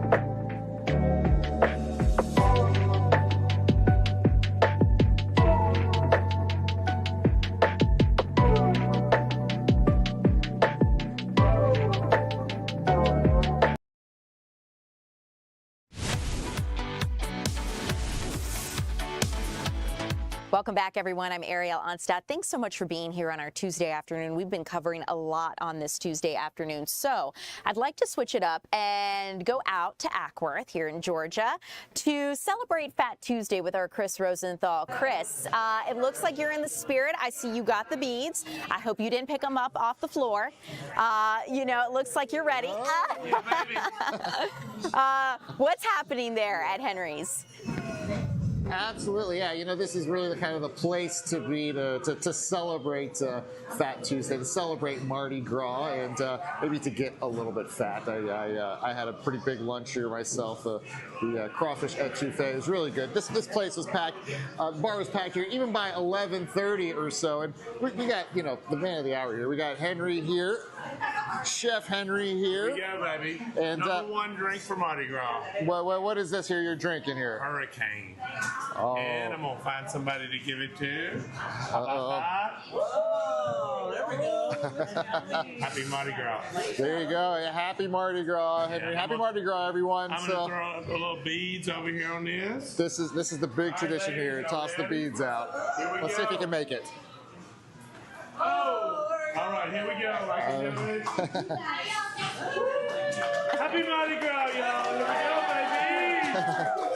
This is, and you know, this is how I got my. This is how he put his beads on me earlier. This is kind of how you anoint people. Here we go. We'll go over the camera. Okay, here we go. Again. Oh! One more time. One more time. We made it. We got it. Yep. See, I got even more beads on me right now. Right. How about that? We've got a young adult over here. We can give some beads to. All right, here we go. This little guy. Oh, happy Fat Tuesday. What's his name? This is Maddox. Hey, Maddox. Happy Fat Tuesday. He's just like, what is going on here? Why am I getting beads? So, so tell me what do we got going on here? What is this Fat Tuesday all about? It's Fat Tuesday at Henry's all day long. We got king cake for everybody that comes in. We got great drinks, and we're gonna take a peek at the boys that are cooking it. Absolutely. Absolutely. We'll go back in the back. Say hello to everybody. It's festive wherever you go in this place, I'll tell you. Here's the magic door. We'll open it up. All right, ladies and gentlemen, you're shining. Hey, what's happening? It's where it all comes from. We got Jace back here, Mark. We got everybody cooking the food for you today. Here's a nice right here. We got popcorn shrimp, we got gumbo, jambalaya, etouffee, and hush puppy. Yeah, all the New Orleans hits, huh? New Orleans. All the and the whole idea is to make it fat for the fasting that's coming up, huh? That's right. We're having Fat Tuesday here in Georgia for all those people that couldn't make it down to New Orleans today. We're going to go out here and have a little bit of king cake look for you. We've got a wonderful king cake that we give away. We've got a wonderful local bakery that does it for us. Their name is Bonnie's Bakery. They do the king cakes for us. And here's our king cake with a baby sitting in the top. And if you get the baby, it's good luck, huh? That's right. We got the baby. You can be king of Mardi Gras. You can have the next Mardi Gras party. And it stands for, of course, when the three kings came to see baby Jesus. That's really what it stands for. This is baby Jesus. So, and we have a bar full, which we love, and we've got some party over here. And it's still early. You're going all night, right? How late here? How late? We'll be going midnight at least. We're going to have a party upstairs. It's going to start at 8:30. We're going to have king cake, a lot of drinks, and DJ dancing all night to Zydeco and New Orleans Jazz. And all we got our free giveaway cakes over here for every person. And what we've got here is we've got people celebrating right here. We've got a wonderful table over here. They're all here celebrating Mardi Gras with us today. Hi. Happy Mardi Gras, y'all. Happy baby Mardi Gras. It's good to have you. It's great to have y'all. I love the babies with the beads. I mean, that's and our wonderful crew. Yeah, baby. Give them a little happy Mardi Gras. Happy Mardi Gras. They're the one that's serving everybody today and making them happy. Oh, wonderful. Well, it is a festive Fat Tuesday, Mardi Gras. The king cake. They got the all the New Orleans food. They got the hurricanes too, and we got it rocking today. And they got it rocking all day for Fat Tuesday. You know, go into that fasting period. We got to fill up first. We got to get our ashes tomorrow. Everybody, 40 days of giving up something. It's a bad habit, something that you shouldn't be doing. Give it up. I'm going to give up. Let's see, sugar and processed food. How about that? All right. All right, I like it. So you better get all the cake you can. Yeah, I'm going to eat a lot today. Awesome. And I love your outfit too, by the way. Thank you very much. I am what I call a psychotic Rod Stewart, I might say. I got my hair, and of course, just in case it doesn't stick up, Trans 4 Heavy. So I can just give it a shake, give it a spray, and I'm back just like that. Like a rock star. Chef Henry, he is a character, and we love him. We love him. We love the fact that yeah. He's still rolling? Oh yeah. Oh yeah. Brian and Taylor Cowhart, our new owners out of Blue Ridge, Georgia, are doing a great job. I came back as a wonderful consultant for them, and we're going to make Henry's just like it was. Coming back strong. Absolutely. Been here since 2000, so. We've been here since since August 15th of 2000. Almost 26 years now. Kind of a Mardi Gras institution, really. Absolutely. Awesome. All right, Ariel. So, yeah, this definitely, maybe I'll bring you back some king cake here. Yes. Absolutely. We're going to. You knew, Chris, exactly what I was going to ask you. Your shot kind of, it goes out and in and out at sometimes. Oh, we're good. We're back. Yeah, the king cake, you have to bring it back. I mean, I'm over here. My mouth is watering. And I see they have a Beta sign, so they got the good Louisiana stuff at Henry's. Henry. Oh yeah, absolutely. All the authentic stuff, as close as you can be to being there. And they got Julie behind the bar, and everybody's dressed up in festive costumes and outfits too. I think fairies are the themes here today. Chris, before I let you go, in TikTok, one of our commenters is saying, "Now, Chris, what did you do for those beads?" But Chris, I can confirm, I saw Henry putting them around your neck. So. You know, yes. I see it's all above board. Yeah, all above board. I kept my shirt on to get the beads. Yes, yes. Yeah, we got no flashing. We're two family, no flashing. No flashing. Chris, no thanks flashing. so much PG, for joining us PG, live. It's early. I will let you get back to the merriment, the revelry, and you know, have some king cake for me. Maybe bring some back. We'll see you back here at 3 o'clock. And a hello to Tanya. Will do. Chris, he's getting a good assignment today, you guys. So let's switch gears because I see some of you in TikTok. If you guys have some things that you want to talk about as far as news goes, let me know. In the meantime, as we get ready here for 3 o'clock, I'm going to let you guys know where we stand with some international stories. One of them being the peace talks between Russia and Ukraine. It may not be a surprise to you, but it does appear that those talks continue to stall. And because, as we have seen, the United States has sent its special envoy, Jared Kushner and Steve Witkoff, to talk with Russia and Ukraine about a potential peace deal. Now, this envoy is also dealing with the Iran nuclear talks in Geneva as well. But at this point, the Ukrainians are accusing the Russians of negotiating in bad faith after overnight missile and drone attacks. Russian and Ukrainian delegations have arrived in Geneva ahead of the latest rounds of peace talks by the United States. The sit-down comes before the 4th anniversary of Russia's invasion of Ukraine, so 4 years this war has been going on. Russia is keeping up the attacks, and the one in Odessa last night in Ukraine injured 3. Russian officials want Ukraine to give up control of the eastern Donbas region, a non-starter for Ukraine's president. This round of negotiations is expected to last 2 days and will be closed to media. In the meantime, talks do continue between the United States and Iran. And this happens as the United States has sent its largest aircraft carrier, and really the largest aircraft carrier in the world, to the region. And one thing that we've also seen is Iran continuing to do some military drills nearby as well. President Trump says Iran wants to make a deal, but he's not taking options off the table. The president says he's going to be involved indirectly in these talks in Geneva, as Iran has threatened to retaliate against any kind of United States military action.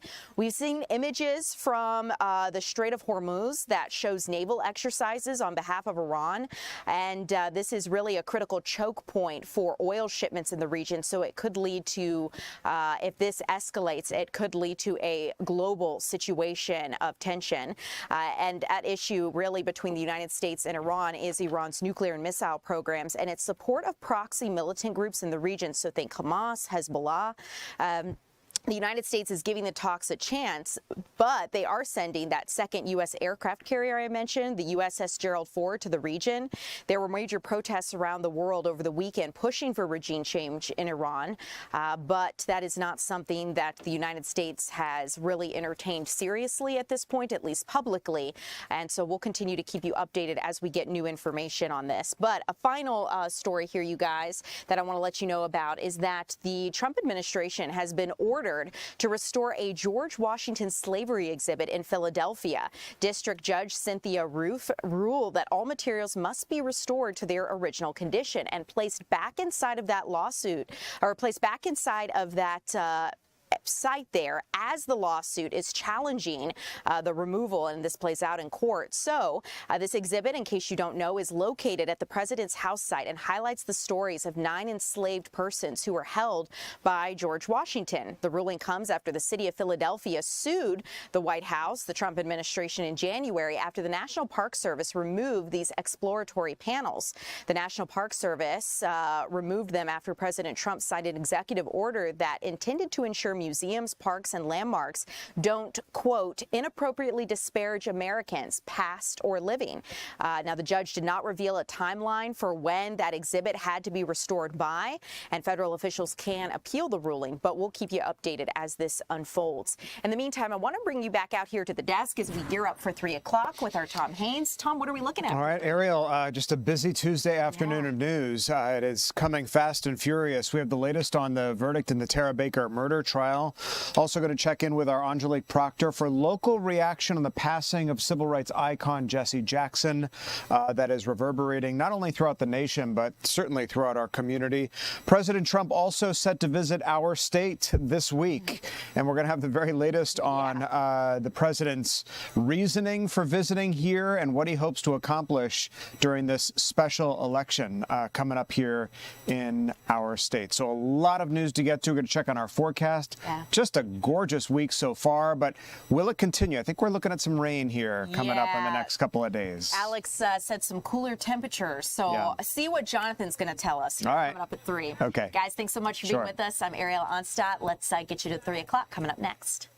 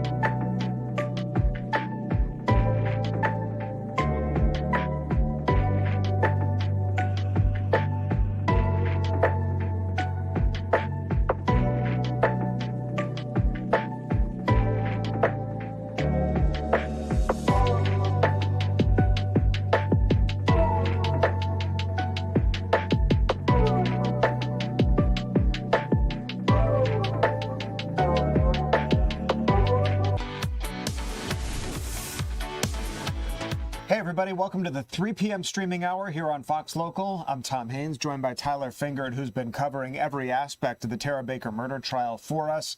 And today we got a verdict. Edrick Faust, obviously charged in her murder more than 2 decades ago. Tyler, what is the very latest? Yeah, less than 2 hours ago, we heard from the judge that there was a verdict in this case after roughly 2 weeks of testimony and 2 days of deliberations. The jury came back and delivered their verdict guilty on every single count that Edrick Faust faced, and there were 12 of them. Let's take a listen to that moment as the jury read the verdict. The jury foreperson made that announcement, and then we'll talk about it. Thank you. You all may be seated. Madam Foreperson, I understand the jury has reached a verdict. Is that correct? Would you please hand it to Mr. Terrell? The court will look it over first. Then I'm going to hand it back to you, Madam Foreperson, to read it out loud, called publishing in open court. Thank you.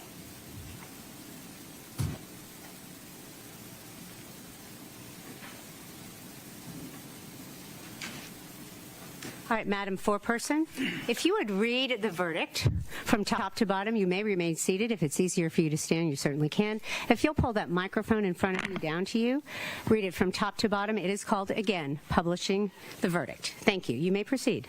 Okay. The jury finds the defendant on the following counts. Count 1, malice murder, guilty. Count 2, felony murder, guilty. Count 3, felony murder, guilty. Count 4, felony murder, guilty. Count 5, felony murder, guilty. Count 6, burglary, guilty. Count 7, aggravated sodomy, guilty. Count 8, rape, guilty. Count 9, aggravated assault, guilty. Count 10, aggravated sodomy, guilty. Count 11, arson in the first degree, guilty. Count 12, possession of a knife during commission of a felony, guilty.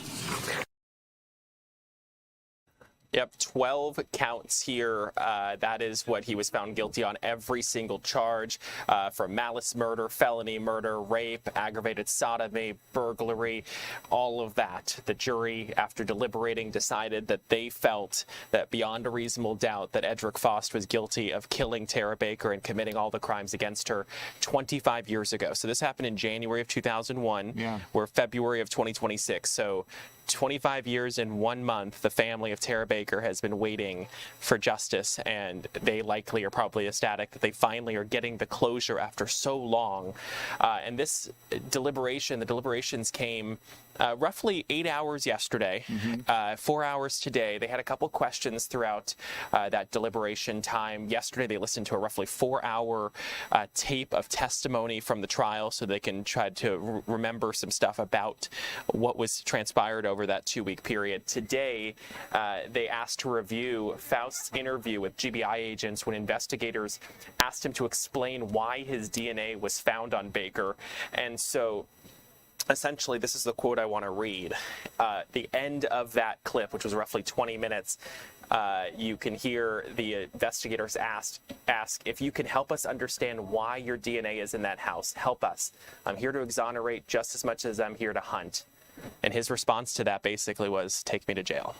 And so I'm not sure if that's maybe what the jurors were focusing on when they asked to hear that interrogation again, or if that just was just part of what they wanted to hear again in his own words about as GBI agents were talking to him after they brought him into custody. So I think obviously that might be striking, and for the jurors, hearing that take me to jail might have been to them an admission that, yeah, I did something. I can't explain why my DNA was found on Baker 25 years ago. Yeah. And so that's obviously something that they had to consider. And obviously I just want to make sure we're presenting both sides, even though that he is now a convicted killer. Prosecutors say advances in DNA technology finally linked Faust to Baker's 2001 killing more than 2 decades after the crime, but the defense had argued there was no physical evidence placing Faust at the scene and questioned the reliability of DNA stored for over 20 years. His attorney also suggested that evidence pointed more strongly to someone who knew Baker, like her boyfriend at the time. And so we do need to note, while they didn't find fingerprints and footprints and things like that, they did find his DNA on Baker's body, which is what they were able to use to link him to the crime. And he lived just a matter of a few football fields, 2 football fields, I believe, away from Baker at the time of this crime. And so he was right under their noses when all this happened, but he was not a suspect until that DNA evidence came back. And that's thanks in part to just advancements in this technology that's able to link people. And his DNA was in the system because he had been previously arrested for other crimes. Well, a couple of observations just from hearing your sound of the guilty verdict being read. First of all, it was a very sobering moment there in the courtroom as one guilty verdict after another was read, even 25 years later, and sort of no emotion from Edrick Faust as that was happening. I mean, he sat looking down, stoic, no outburst or any kind of emotion coming from him as the rest of his life basically was determined in that courtroom today. I mean, that is exactly right. The rest of his life. He's in his 50s. I think he's 50 years old right now. According to an attorney I just talked with, who is a criminal defense attorney, a longtime criminal defense attorney, he told me because he was convicted of the malice murder charge, he faces life in prison. The only real question here is whether it's going to be life in prison with parole or without. That the judge's hands are tied. He is going to be spending a long time in prison.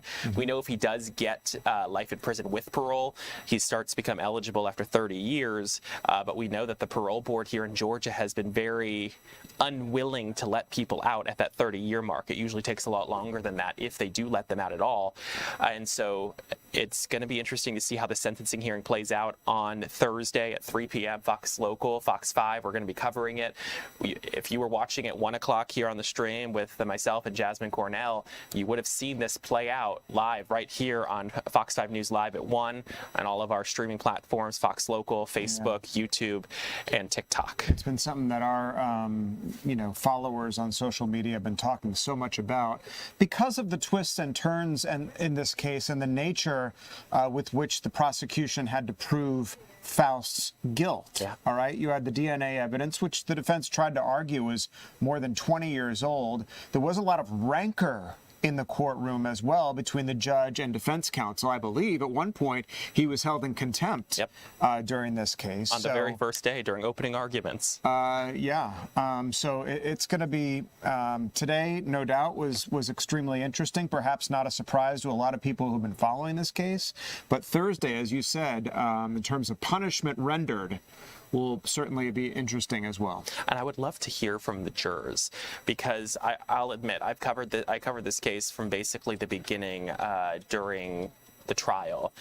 And closing arguments got me questioning how this case was presented and had me thinking, kind of switching back and forth, because obviously we're just covering the news as it happens. Sure. But it had us here looking at it like he had raised a lot of doubts. The defense attorney, he did a great job of being able to kind of say, hey, what about this evidence? Well, there's a problem here. They put the ex-boyfriend on the stand who was initially questioned in this case when it first happened. Yeah. Some people didn't buy into the emotion that he was projecting that day that he was testifying. But as you said, and I'm sure you will catch up to one of the jurors, it'll be interesting what their thought process was in rendering their verdict today. Yeah. Tyler. A unanimous verdict, too. Thanks. Obviously, yes. Thank you, Tyler. Want to get to some sad news this afternoon, and that is this morning we learned of the passing of civil rights icon and two-time presidential candidate Reverend Jesse Jackson. That was announced this morning. His daughter, Santita Jackson, said that he died at his home, surrounded by his family. And in a statement online, the Jackson family said that Jesse was a servant leader, quote, not only to our family, but to the oppressed, the voiceless, and the overlooked around the world. Of course, Jackson was so closely tied to the late Reverend Dr. Martin Luther King Jr., certainly present at the assassination of MLK. And after that, he was sort of charged with leading the civil rights movement from there. For decades, he did just that, spending a lot of his advocacy championing for the poor and underrepresented, from voting rights to education and health care. Coming up here in the 3 p.m. hour, we're going to be joined by our Angelique Proctor to talk about the local reaction. He was quite a prolific figure here in our own community as well, Reverend Jesse Jackson. So you can imagine the outpouring, the reaction of his death here in our local community today.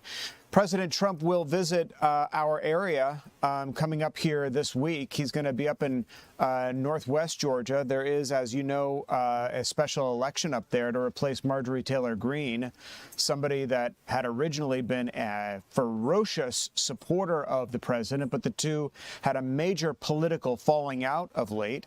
Taylor Greene sort of accusing the president of losing his original promise of focusing on Make America Great Again, and instead spending a lot of his time and energy on issues unfolding around the world. So he will be here to campaign, presumably, for the frontrunner in that race in our own neck of the woods. He'll also tout the accomplishments of his term in office so far, his second term in office, and perhaps set the table, if you will, of the upcoming midterm elections, which, as you know, are happening in November, the primaries of which are happening in May. So the president will be covering a lot of ground when he visits Georgia here this week. And of course, you can count on Fox 5 to not only be there, but to provide coverage of the president's visit. Well, the Pima County Sheriff's Office is not giving a ton of answers in the disappearance of Nancy Guthrie, the mother of Savannah Guthrie, the Today Show anchor. He is talking about the glove found and some DNA evidence that might be linked to that. But what more than that? So many people want to know as we pass 2 weeks of Nancy Guthrie's disappearance. I want to get out to Asher Red, who's live for us out in Arizona, where this investigation is unfolding for us. Asher, tell us what you know out there and if there are any developments that I missed today. Well, good afternoon. The sheriff also says that DNA does not match any of the 19 million existing profiles already in the the national DNA database known as CODIS. The sheriff talked with us very short time ago about this. Take a listen. On the glove that was found 2 miles away was submitted for CODIS, and I just heard that CODIS had no hits. No hits on the DNA found in the glove? Correct. So you are no closer to a suspect as a result of the DNA test, at least? As a result of CODIS. Now, experts say they could also put the DNA through a genealogy database to identify a potential match. Meanwhile, the sheriff says his department has cleared Nancy Guthrie's family as suspects in her disappearance, including all siblings and spouses. He says Guthrie's family has been nothing but cooperative with investigators during this investigation. And we spoke with a retired homicide detective about how investigators could have reached this conclusion without having a suspect in custody. One of the things that we look at is we look at background on people and do they have a criminal history, and in this case it doesn't seem that anybody in the family's ever been involved in crime. So that's the first thing that you take a look at. If a family member could have been involved in it, you're looking for an alibi, where he was, where she was, what they could have been doing. You try to verify that with other sources so that you can rule them out from doing the attack at the home like we saw in the video that has been put forth. Investigators are also focusing on the suspect's clothes and mask. The sheriff is confirming that both are available at Walmart stores, though not exclusively. The suspect's 25-liter Ozark Trail backpack is sold exclusively at Walmart, and the sheriff Nano says the company has provided sales records from stores here in the Tucson area. Meanwhile, President Trump is asking the DOJ to seek the death penalty for Guthrie's kidnappers if she is not returned alive. Back to you. I mean, Asher, I'll ask you the same question that I ask our reporters every single day, and perhaps it's an unfair one, but I always ask because we can. during the stream. We have the luxury of time here, but is there any buzz whatsoever that something might be on the brink of happening out there that we're just not able to sort of tangibly wrap our arms around yet? Or is it sort of all quiet and investigators are sort of plotting through the evidence that's available to them in this case? Well, it seems like this weekend there was a little bit of a lull in law enforcement activity, but we did just speak with the owner of a gun store here in Tucson a few hours ago, who tells us that the FBI stopped in, one agent stopped in with about 3 pages of names, about 7 to 8 names per page with a profile picture attached, asking this gun store owner if he can go through his database to see if any of these people might have shopped there in the past. He says he didn't get a match, and he asked the FBI agent if this had anything to do with Nancy Guthrie's disappearance, and the agent confirmed to him that it indeed did. And we saw a posting from Savannah Guthrie, a recent one over the weekend, saying it's not too late, indicating, I guess, that the family is still, more than 2 weeks later, holding out hope that their mother is still alive. Yeah, in that post, she really spoke directly to the suspect here. And like you said, she was saying it's never too late to do the right thing. So definitely trying to get into the minds of this suspect. And, we've been speaking with some experts in behavioral mindsets, and they've been saying that it's definitely something that they think the FBI could have maybe helped her formulate also and come up with a statement like that to maybe have an impact with the suspect. Well, this is a story, Asher, that's been going on for, as we've been saying, more than a couple of weeks. People are waiting for answers. Not a lot of them are coming out. The evidence that's been provided so far, beginning with that surveillance video outside the front door of Nancy Guthrie's home, the first sort of dramatic drop of evidence that we got, and then we're talking about DNA, the glove, but it's hard to imagine that this is stretched out so long when you have basically every single facet of government, from the President of the United States on down, who advocated for the death penalty if they find the person who committed this heinous act, that more answers cannot be found. You even have the FBI director out there on site assisting in this investigation. It's just an enormous amount of resources out there. Mm-hmm. Yeah, and it seems like there's, it's no one's letting up, it feels like, and it's definitely an odd situation that we haven't seen an arrest yet. And we've seen experts come on and say that especially when the doorbell footage came out and you saw the suspect trying to cover the camera with some shrubs that he pulled from the garden, everyone was saying this guy's not an expert in this at all, but we still haven't caught him. And a lot of people here in the Tucson area are wondering how long it's going to take for someone like that to get off their streets. Yeah, well, nobody wants answers sooner than the Guthrie family themselves. This must be just a torturous experience for them. We happen to know Savannah Guthrie from television, being the anchor of the Today Show, so that raises the profile of the story. But for anybody going through such a thing, what a horrible, horrible experience to have to go through. We can only hope that Nancy Guthrie is alive and well. Asher Red reporting for us live from Arizona this afternoon. Asher, thanks. I want to move on now to a local story, and that is Colin Gray. He is the father of Colt Gray, the accused shooter at Apalachee High School that happened about a year ago. He is on trial as an accessory to murder for providing his son a rifle despite warning signs, according to prosecutors. This would be a historic case if Colin Gray is found guilty in this case of providing his son the weaponry to allegedly have carried out these murders at the high school just over a year ago. All right, because I believe, and I may be wrong here, that only one other parent in this country has been held accountable for their children's actions. So we're watching this case very closely. Obviously, this is day one of the trial. It's just getting started. And some emotional testimony, as you can see witnesses on the stand, their identities concealed, providing emotional testimony about the events that happened that day. So we'll continue to follow these developments in this trial and these statements being heard in court so far today surrounding the Apalachee High School shooting. Let's listen to some of what happened in court today. And what school do you go to? Apalachee. All right, Nautica, what grade are you in right now? I'm in 10th. Okay, so were you in 9th grade during the 2024-2025 school year? Yes. And did you also go to Apalachee for that school year? Yes. And were you at school on September 4th of 2024? Yes. Who did you have for second period? Miss Ryan. Okay. And Nautica, we're going to pull up your seating chart from your class, and we just want you to confirm that where we have you on the seating chart is where you were sitting that day. Do you see your name on there? Yes. Okay. And is that where you were sitting on September 4th of 2024? Yes. All right.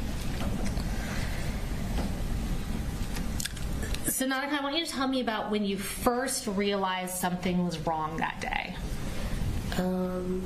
Like from second period? Yes, ma'am. When I had like entered the classroom and we were like sitting down for a couple of minutes, when I heard like a loud bang, that's when I noticed something was wrong. Okay. And tell us what you remember seeing and hearing after that first bang.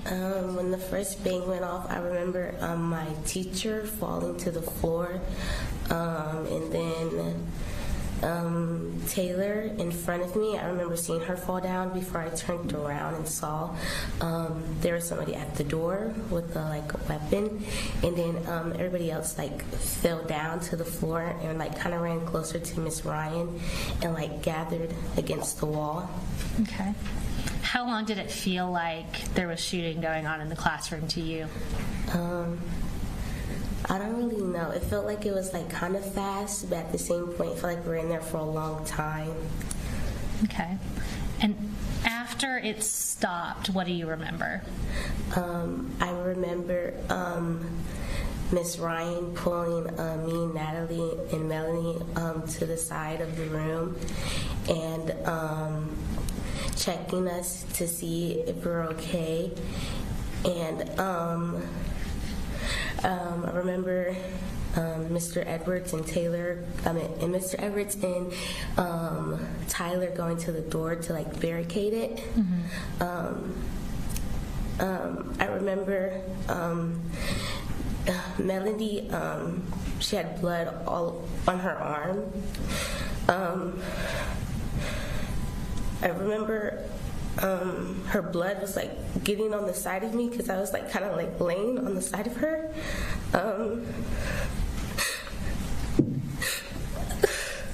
And take your time, Nautica. I remember my teacher telling me to stay awake because I was really, really tired and I couldn't keep my body up. I remember Natalie laying on the floor saying that she was hit and crying with a big puddle of blood. And I remember just really I felt a really hot spot at the bottom of my leg, and then I reached down and noticed that I got hit, and then my friend Brittany took off her jacket and wrapped it around my leg, and then I passed out after that. Okay. And Nautica, were you able to, or did you try to call anyone? I called my mom a couple times as soon as it happened. Mm-hmm. Our book bags were still at our seats. Usually when we first enter the class, Miss Ryan takes them up and put them behind her desk. But that day, me and Brittany kept our phones in our book bag. So after the incident had happened, I asked Brittany to get my phone while everything was going on because I couldn't move my body. I remember her crawling on the floor to go get it and bringing it back to me, and I called my mom several times, but I couldn't hear anything because everything was so muffled.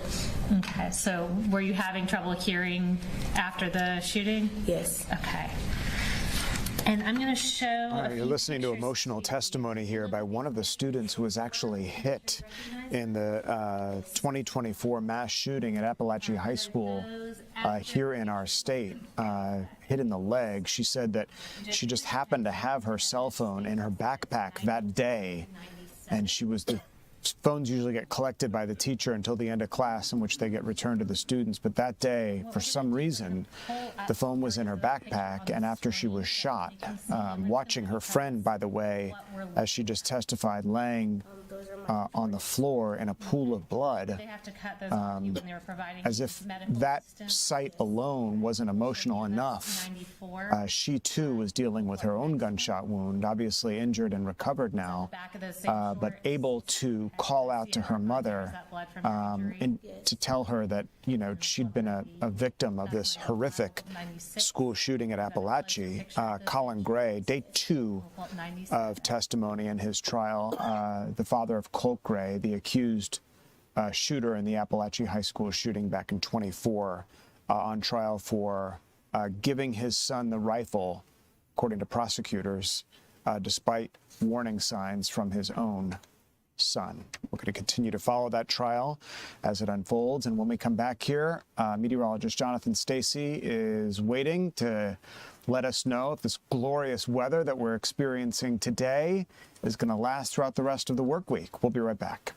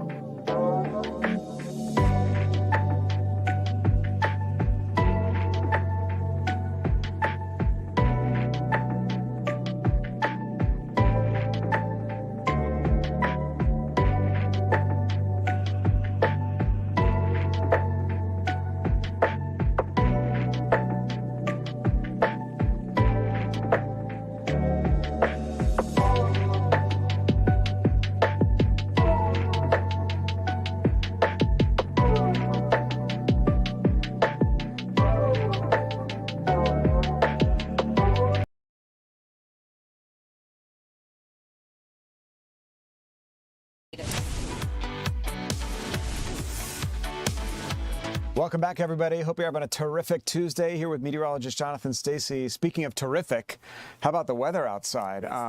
Just feels so nice to be out there, even in short sleeves today. I mean, you got the sunshine, you got the mild temperatures. We just want to make this last for the rest of the week. Forever. Okay, yeah. I got you on the rest of the week. For next week, not so much. So enjoy it while it lasts. Today's high temperatures have run into the 70s here in the south. Go further out to the south, down into the desert southwest or into the boot of Texas. You see temperatures running into the high 70s. San Antonio, 83 degrees. That heat extending up north into the nation's heartland.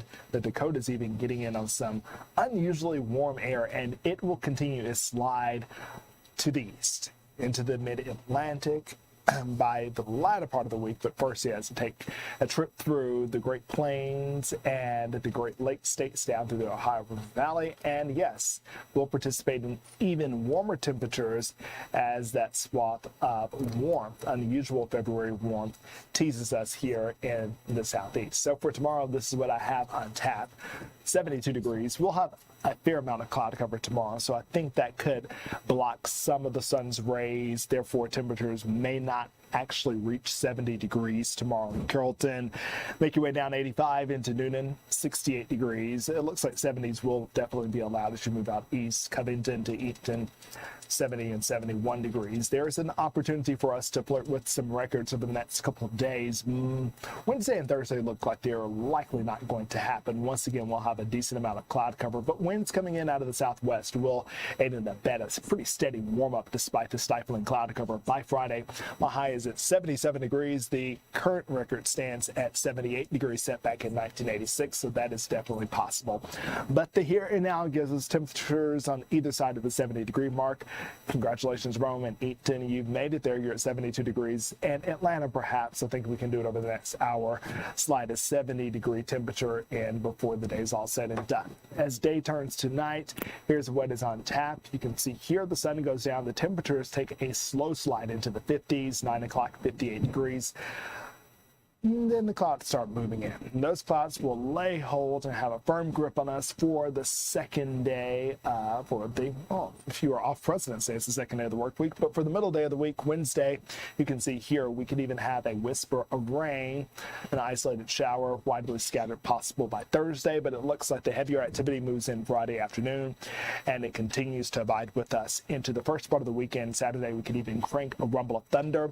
Meanwhile, temperatures are going to hold somewhere above 70 degrees in terms of highs, with some very mild overnight temperatures somewhere in the 50s and 60s. By Sunday, the atmosphere is reconciled. The front moves out. The temperatures go down on the backs of northwesterly winds moving in. So a breezy and brightening day Sunday, but the reintroduction of winter.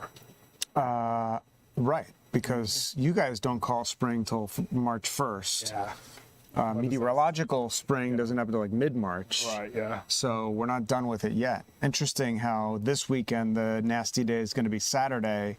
Sunday looking, It's looking better. Okay. It looks great. Feeling, not so much. Yeah. Once again, you're going to have to brisk. really, it will be quite brisk as the winds whip in, but also kind of a bit of a shot to the system after spending 1, 2, 3, 4, 5 days in the 70s. Mm-hmm.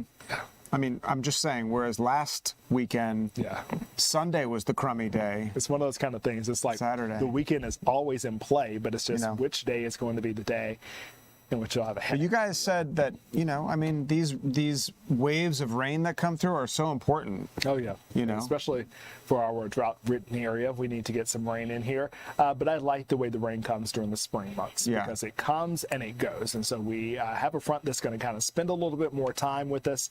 And that's why we have 2 days with rain chances above 50%. However, that is good for us. It's just going to be kind of a doozy to start your weekend. I find, and there's a lot of folks that are, weekend warriors out in the yard. The inclination is we want to get the plants back out. We want to but I'm seeing 31 degrees. So those are horses. Just a couple more weeks, right? We don't want the frost to bite. Okay. Jonathan, thanks so much. I want to talk about someone that you all undoubtedly know, and that is the Reverend Jesse Jackson, who sadly this morning we got word passed away. All right. He is he's a historic figure. All right. He ranks right up there. Look at this was Jackson next to Martin Luther King Jr. on the day he was assassinated, so closely tied to the King family, and sort of took the mantle, if you will, of the civil rights movement. One of its leading figures, ran for president a couple of times, was a gentleman. I had the pleasure of meeting him when I worked somewhere else a long time ago. It was just, he was one of those all-around nice guys. And as I speak here, I want to bring in Angelique Proctor, who knows a thing or two about our city and the figures, Angelique, like the late Reverend Jesse Jackson, who've put their mark on it, so prolific in so many ways. Absolutely. Reverend Jesse Jackson is a household name. So many of us very, very familiar with him and his work. He was a freedom fighter, really like none other. He was on the front lines and really, even as he got older, Tom, never gave up the fight for justice and humanity for all. And you know, his work in the civil rights community brought him here to Atlanta on numerous occasions. So many people today are recalling many of his contributions, and everybody seems to have a Reverend Jesse Jackson story. Now, of course, as you mentioned, he was a protege of Dr. Martin Luther King Jr., and with Atlanta being his home, Dr. King's home, the Reverend Jackson found himself here very often. He was really a servant leader who spoke up and spoke out for the underserved, the voiceless, the poor. But you know, not only in this country, but around the world, he was known internationally as a humanitarian. Reverend Jackson actually, as you said, had 2 historic runs for the presidency. You might not know this. A lot of people might not know that he announced his first presidency right here at Morehouse College in 1984. Again, another tie to our great city of Atlanta. He really opened also a Rainbow Push office here and would come in and out of Rainbow Push doing lots of work. That office is still open today and addressing inequalities. We had the opportunity today to speak to Ambassador Andrew Young about his colleague and friend, and we want to share some of that with you now. He was a pastor as well as a protester. He had an incredible sensitivity to the people with whom he served. As far as I was concerned, we were like brothers. But I think he also wanted a big brother. And I'm the oldest, but he was always wanting support, but really also wanting to lead and willing to lead. And he's made a tremendous contribution to this country and to the world. Ambassador Young saying he was proud to be his big brother. He says he actually met Reverend Jackson in Selma, Alabama in 1965, and he reflected on some of those memories. We also heard from another mayor, Atlanta Mayor Andre Dickens, talked about how he was impacted by Reverend Jackson and his work. He said he was only a child when he first encountered Reverend Jackson, and he remembered a lot of that. We also talked to former Atlanta Mayor Kasim Reed, who had very personal memories of Reverend Jackson. Let's take a listen. His heart and mind and actions were always in the right place. He was bold and strong. And he followed after you, Ambassador Young and Dr. Martin Luther King Jr. And he had that energy and that strength and that boldness. And he spoke truth to power. He talked about keep hope alive, and I am somebody. I remember as a kid over and over and over again quoting, I am somebody. I am somebody. You know, in every movement, you have to have people that are on the front lines of the movement. And that's what he was. And then beyond what he meant to America and the world, personally, he would call and pray with me.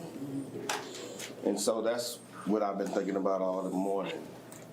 He would say that if you ever fall down, get up, because the ground is no place for a champion. The ground is no place for a champion. Reverend Jesse Jackson was truly an icon. He passed on this morning with his family surrounding him in his home in Chicago. And suffice to say that a lot of people in Atlanta are fondly remembering him. Tom. Angelique, a great sequence of sound bites from people who knew Jesse Jackson, three mayors of our city.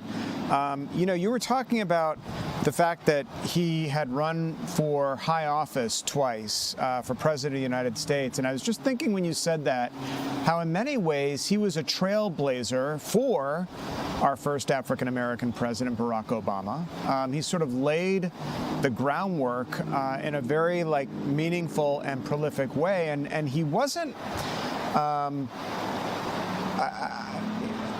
sort of part of this inflection point in politics that we're experiencing now. He was, he was very charismatic, but he did it in a way that appealed to so many people.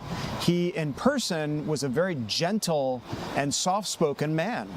And so he just, he made his mark in so many ways. Perhaps, he hasn't been in the spotlight in many years, so it's kind of faded maybe from memory a little bit. But when you think back about how he made his mark, he definitely was a big player on both the political and civil rights scenes. Tom, interesting you mentioned the political scene. I remember being a young reporter in 1984 covering the Democratic National Convention and hearing his speech on the floor, and it was so incredible, just electrifying. The whole arena was just up, so many people just in tears. He was a great orator who could really connect and touch people, and that is what he did, and he tried to do that for good, to try to help those that were forgotten. Yeah, he was a good man, and will be missed by a lot of people. Angelique Proctor covering this for us today. Angelique, thanks. When we come back, we're following a case out of Decatur where a reward is now being offered for the killing of a United States Postal Service letter carrier. This is a case and a story you're going to want to hear about. We'll talk about it next.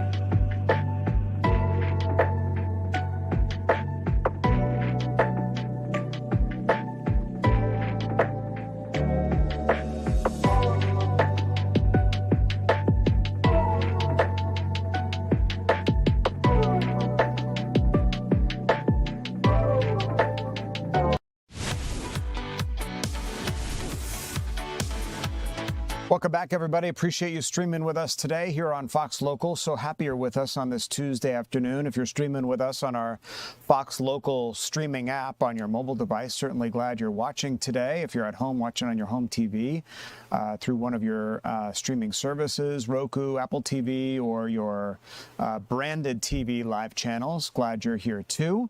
on our YouTube channel at fox5atlanta.com. We're happy you're with us on our website or TikTok, wherever you are, on the radio 107.9 HD2 FM. We're reaching a lot of people through a lot of different platforms today, and we're glad you are here. The reward is now $250,000 offered for information that could lead to the arrest and the killing of a United States Postal Service letter carrier. The postal worker was killed last week while working in Decatur. Let's get out to Fox 5 reporter Annie Mapp, who joins us now live. Annie, you spoke to his family. They must be devastated. Tell us about your conversation with them and the latest in the investigation. Tom, the family of 31-year-old DeQuavius Graves is really struggling to accept that he's gone. He was shot and killed last Thursday while delivering mail in Decatur. Now, federal officials say that shooting happened around 7 at night off Oxford Drive. Again, he was delivering mail when this happened. They haven't released details on a potential motive in the shooting and are still looking for whoever killed him. They are offering a $250,000 reward for any information that can lead police to make an arrest. Now, we did speak to his loved ones. They are distraught and say the 31-year-old never bothered anyone. He worked at the Postal Service about 3 years, and during his free time, he enjoyed producing music. His mom, Shannon, shares what it was like to get that phone call last week. The thought of someone saying, "We tried to resuscitate your child, but he didn't make it." And in my mind, I'm saying, when whoever called the 911, I want to tell them thank you. And I really want to know if he had anything to say, like, tell my mom I love her, but because we just don't know what was going through his mind other than we don't know.